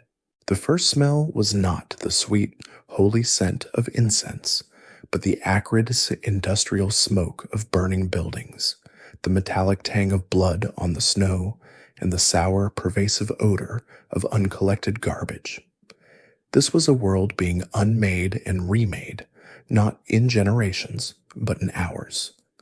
The old Cyrillic script, the very vessel of the sacred word, was itself reformed, its superfluous letters cast out, an act of revolutionary linguistic cleansing. The center of this new power was at first a void, a swirling, multi-sided civil war, a vortex of astonishing violence that consumed the old heartland. It was a war of colors, the whites, the remnants of the old monarchist world, the greens, the peasant anarchists of the Ukrainian steppe, and most disciplined, most ruthless, and most victorious, the reds. From this chaos, a new, hard, and geometric symbol emerged, a symbol of cold, ideological light. This was the red star, a five-pointed, uncompromising, and modern star, a light that promised not a heavenly, but an earthly paradise, a future of steel, tractors, and absolute rational order. This star was raised over the same ancient fortress walls that Ivan Moneybag had built, the Kremlin in Moscow, the capital which Peter had so violently abandoned in favor of his western, stone-built window, was now moved back. The state had turned its back on the sea, on the west, and returned to the deep, forested Muscovite heartland. From here, a new union was declared, the Union of Soviet Socialist Republics, a state that claimed to be a new kind of thing, a voluntary brotherhood of workers, a family of equal republics, including the great, foundational Slavic states of Russia, of Ukraine, and of Belorussia, the White Russia. But this new ideological union cast a new and profoundly lasting shadow. It was at first a shadow of hunger. The new state, in its drive to break the old world and build the new, declared war on the very people who had been the bedrock of the old Rus, the peasants.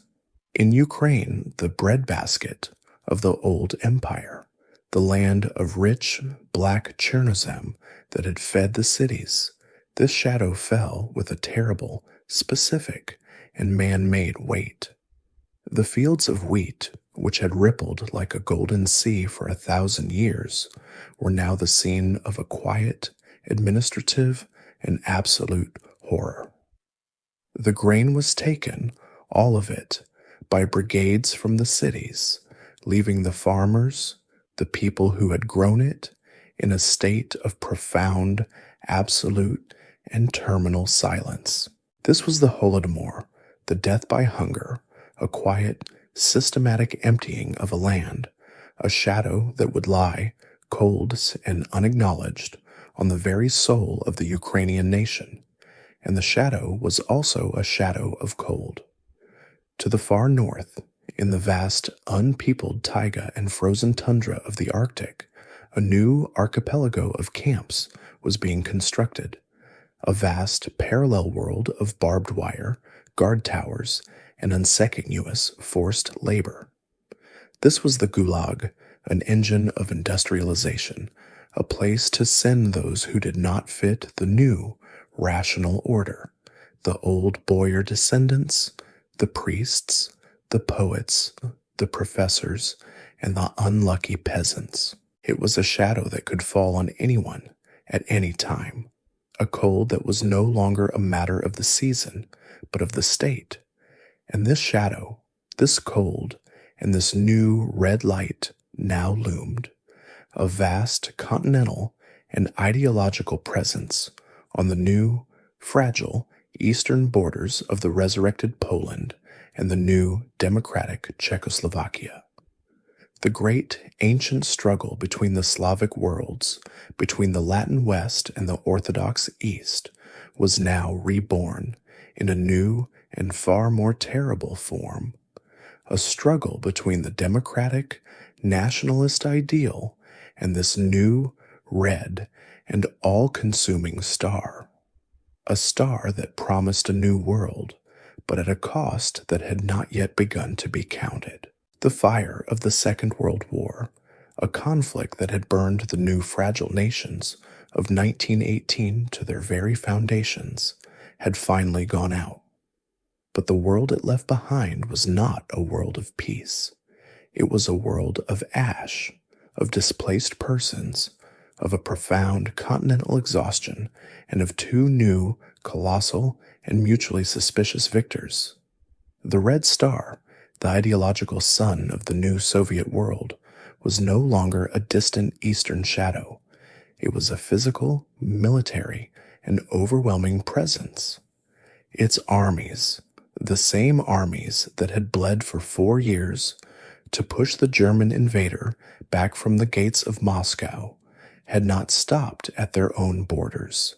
They had rolled a tide of steel, T-34 tanks, and weary, gray-coated infantry all the way to the Elbe River, to the heart of the old Hercynian forest.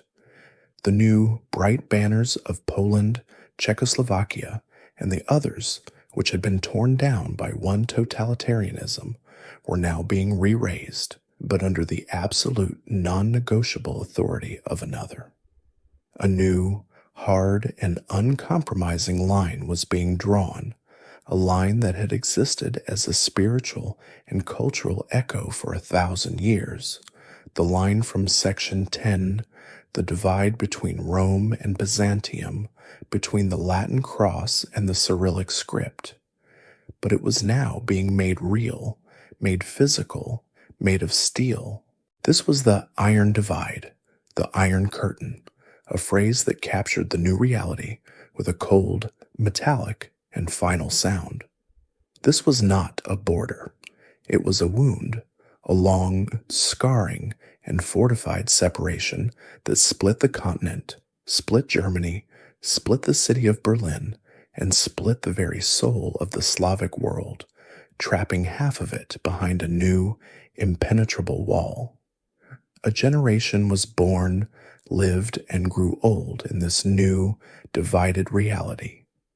The sound of this age was not the thud of the axe in the primeval forest, but the grinding of gears, the roar of blast furnaces, and the quiet, pervasive click of a state security agent's camera. The air was different. It smelled of industry, of cheap, high-sulfur coal, of the damp, pervasive chill of unheated concrete, and of the linden trees blooming in a kind of defiant, natural protest in the new, wide, and empty avenues built for military parades. This was a world of steel, of quotas, of 5-year plans, a world that had traded the old, messy, aristocratic, and democratic freedoms for a new, brutal, and totalizing promise, the creation of a new, socialist, and perfectly equal man. In the West Slavic lands, the new order was a perfect ideological overlay. In Poland, the resurrected white and red banner now flew, but the eagle on its crest had lost its ancient royal crown, a small, symbolic, but profound castration. The Golden Liberty was a distant bourgeois joke. The state was a people's republic, its Sejm no longer a chaotic hall of noble debate, but a silent, rubber stamp assembly, its decisions made in a single, gray, monolithic building. In Czechoslovakia, the bastion of democracy, the hopeful, philosophical republic of Masaryk was gone, its back broken in a single, sharp, and final coup. The beautiful, ancient, stone city of Prague, the city of Wenceslaus and the Hussite rebels, was now the gray, anxious capital of a new satellite state, its destiny decided not by its own people, but in the distant, forested Kremlin heartland.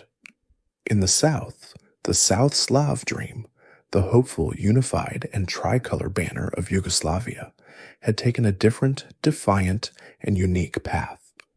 Here, the Red Star was not an imported symbol. It had been forged in their own brutal mountain war of liberation. Their leader, The charismatic, complex, and unbending Marshal Tito, a Croat, had done the unthinkable.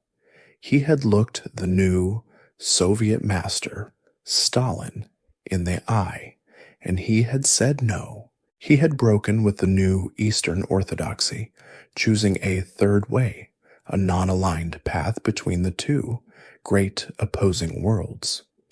His Yugoslavia was a Slavic world unto itself, a miniature empire of brotherhood and unity, a land of 6 republics, 5 nations, 4 languages, 3 religions, and 2 alphabets, all held together with a profound and ultimately fragile love by the single, strong, and mortal hand of its founder.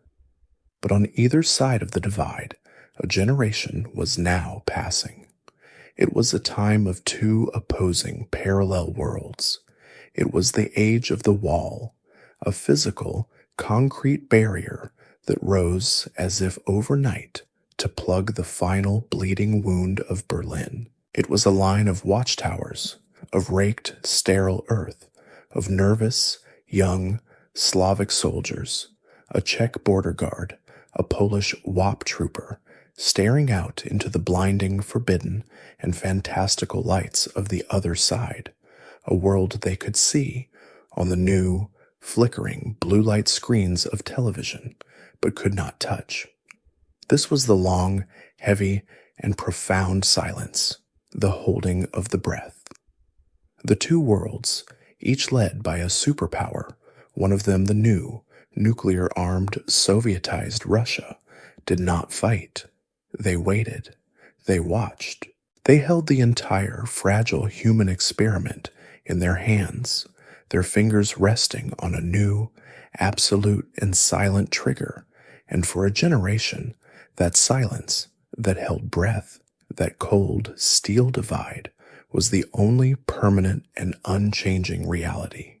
The great, long and held breath of the iron divide, the silence of the 2 opposing nuclear-armed worlds, could not last.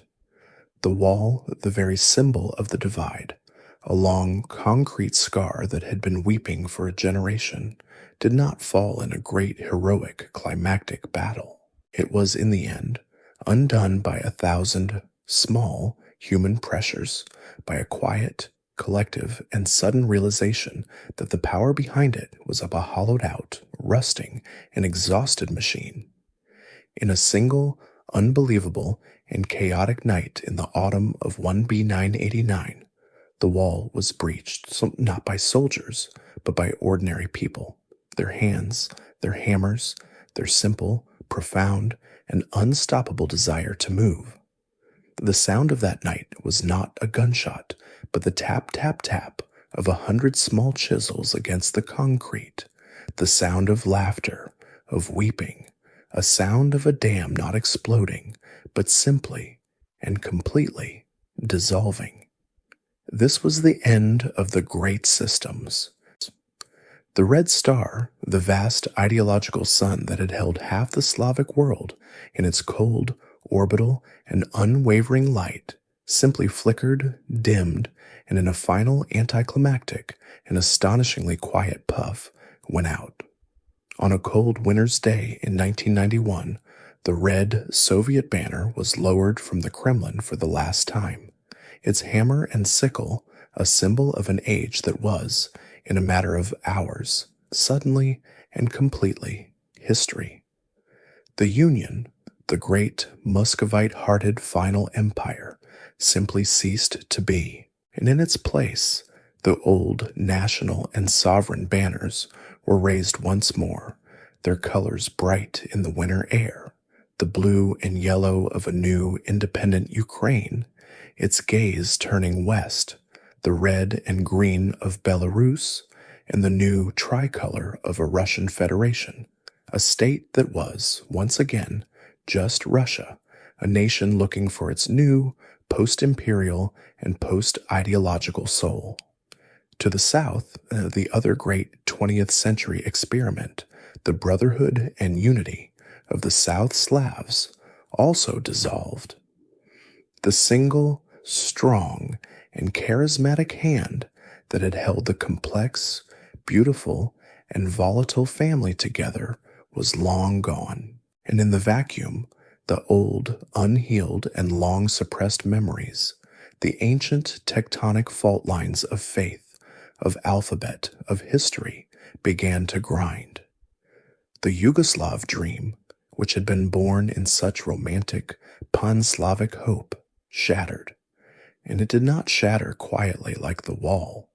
It shattered with the sound of new, terrible, and modern warfare, the sharp crack of a sniper's rifle echoing in the beautiful, ancient, mountain-ringed streets of Sarajevo, the very city that had been the spark of the century's first great conflagration.